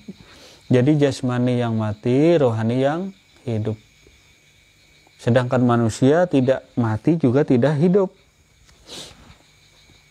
Nah, jadi sifat Allah yang maha hidup. Nah, sifat Muhammad lah yang mati. Nah, jadi yang hidup Allah, yang mati Muhammad.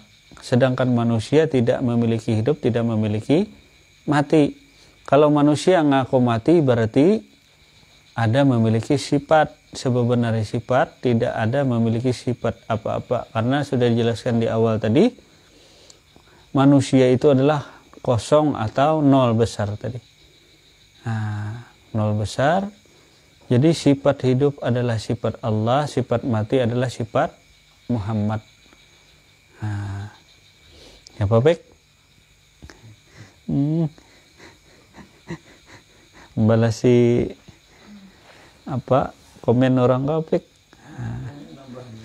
Nah, jadi sifat hidup adalah sifat Allah, sifat mati adalah sifat Muhammad. Nah, mungkin jelas saja itu tadi.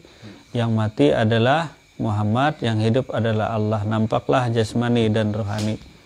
Nah, jadi yang mati itu rumah, yang hidup itu pemilik rumah, yang mati itu keranjang burung, yang hidup adalah burung. Nah, ini jangan salah kaprah, nanti keranjang burung dikira hidup, padahal yang hidup itu adalah burung. Nah, jadi logika akal menolak. Jadi yang hidup itu adalah burungnya, bukan keranjangnya. Tapi dilihat jauh, ketika burung bergerak, maka keranjangnya bergerak. Ini karena laksana keranjang burung, ketika burungnya bergerak, maka keranjang burung bergerak. Yalah. Nah, ketika Baitullah bergerak, nah dikira kita Baitullah bergerak, padahal ampun rumah atau pemilik rumah yang bergerak. Nah, kita pandang wujud yang bergerak, tapi pemilik wujud yang bergerak. Jelaslah tuh. Atau pemilik wujud yang hidup. Nah, dikira nih batang tubuh yang hidup, padahal pemilik batang tubuh yang hidup.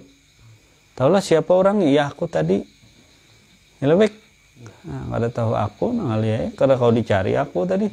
Karena aku tuh sangat dekat dengan dirimu. Dimanapun engkau berada, di situ ada aku. Ya kata. Nah, kada iya berarti lain. Nah, jelas saja itulah yang hidup. Nah, adalah aku, yang mati adalah wujud diriku. Nah, kalau bahasa sederhananya yang hidup tuh aku, yang mati adalah wujud diriku. Nih, wujud diriku nih yang mati. Nah, tanganku ini kada bisa bergerak, tapi yang bergerak tuh yang hidup tuh aku. Jelaslah tuh. Ini sebenarnya mati, nang hidup tuh aku. Batang tubuhku ini mati, sudah lama sudah mati. Nah, artinya nang hidup tuh aku. Nah, jadi sifat itu hidup karena adanya aku. Nyawa itu hidup karena ada aku. Muhammad itu hidup karena Allah. Nah, Muhammad itu hidup karena adanya aku. Nah, jadi seluruh semesta sekalian Adam itu adanya karena adanya aku. Kehidupan ada karena adanya aku. Nah, jelaslah tuh. Nah, kada ada aku, kada kawan nonton.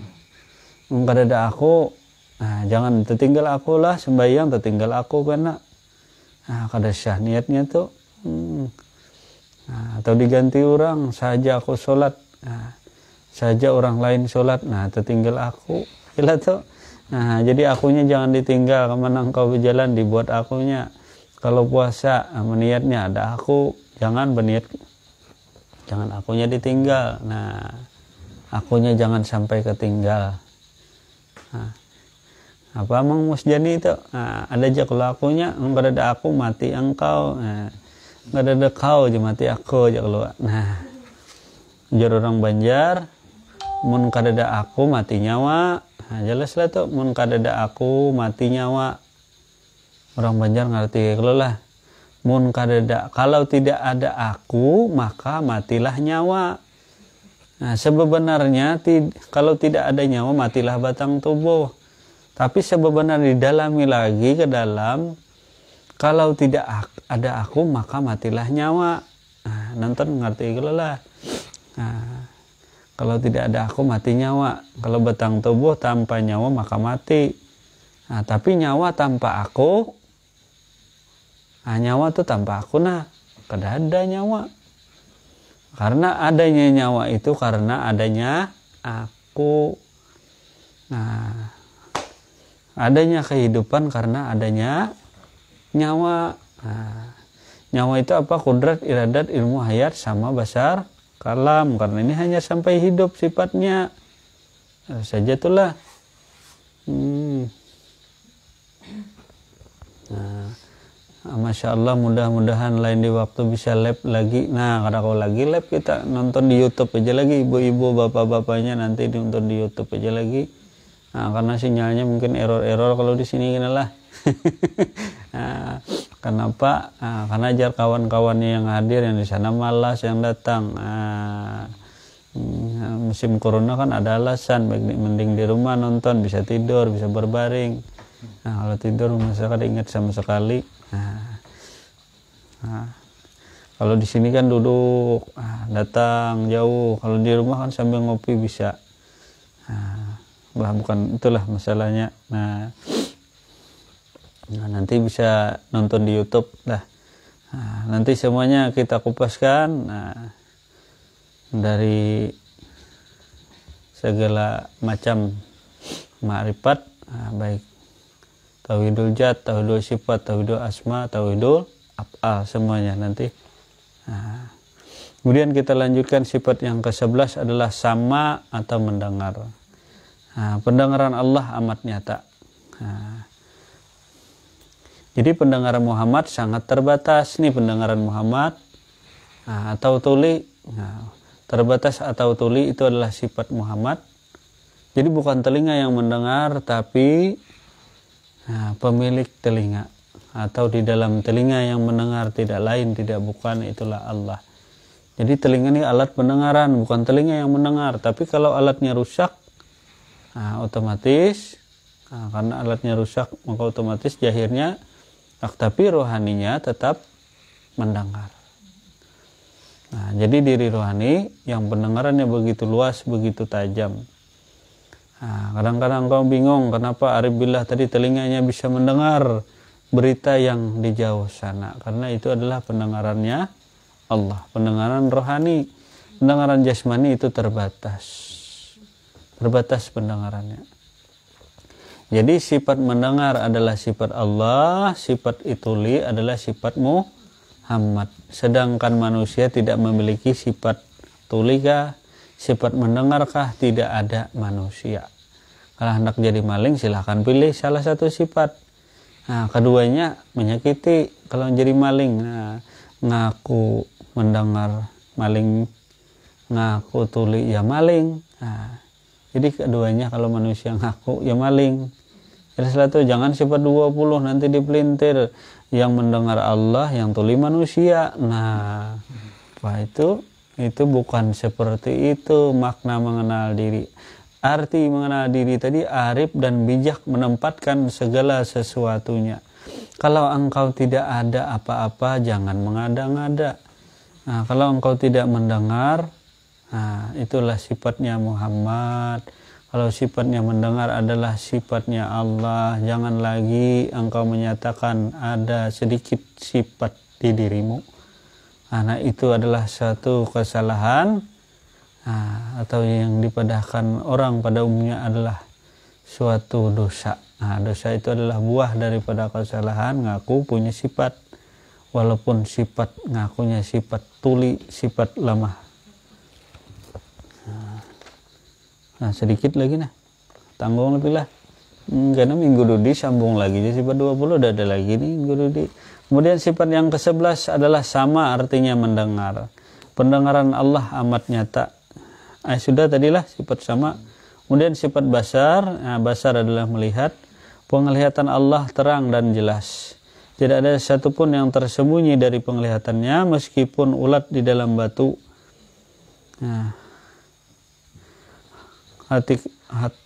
Hatta sekecil atom sekalipun dimanapun adanya, kemanapun pandangannya, dan yang ada pada makhluk justru ciptaannya. Jadi penglihatan Allah, kalau penglihatan Allah itu sangat tajam, menembus 7 lapis langit, 7 lapis bumi. Itu penglihatan Allah. Tapi penglihatan yang buta itulah sifat Muhammad, sifatnya terbatas. Diwariskan kepada Muhammad. Nah, jadi yang maha melihat dan melihat berbeda. Jadi yang melihat ini Allah dengan wujudnya melihat terbatas, melihat ke sini ke situ, jaraknya terbatas. Misalnya sekian ratus meter atau 100 meter atau 150 meter masih melihat. Sedangkan sifat yang maha melihat itu meliputi semesta sekalian alam, 7 lapis langit, 7 lapis bumi. Itu diri rohani yang melihat. Itu diri rohani. Sedangkan diri jasmani itu terbatas tadi. Ini yang dipedahkan melihat dengan maha melihat. Jadi maha itu dilebihkan daripada sifat biasanya. Misalnya tadi ilmu dengan maha ilmu. Maha ilmu itu lebih, artinya lebih istimewa daripada ilmu. Atau melihat dengan maha melihat. Itu lebih. Artinya yang melihat tadi Allah, yang maha melihat pun tidak lain daripada Allah. Yang melihat itu terbatas, maksudnya terbatas, kita tidak bisa menembus dinding. Itu melihat dengan dinding melihat. Tetapi kalau mau maha melihat, itu adalah diri rohani. Keluar daripada diri rohani, itulah mata yang menembus atau jiwa tadi yang melihat seluruh alam semesta, 7 lapis langit, 7 lapis bumi beserta isinya. Itu yang melihat adalah maha melihat, di sanalah tempatnya.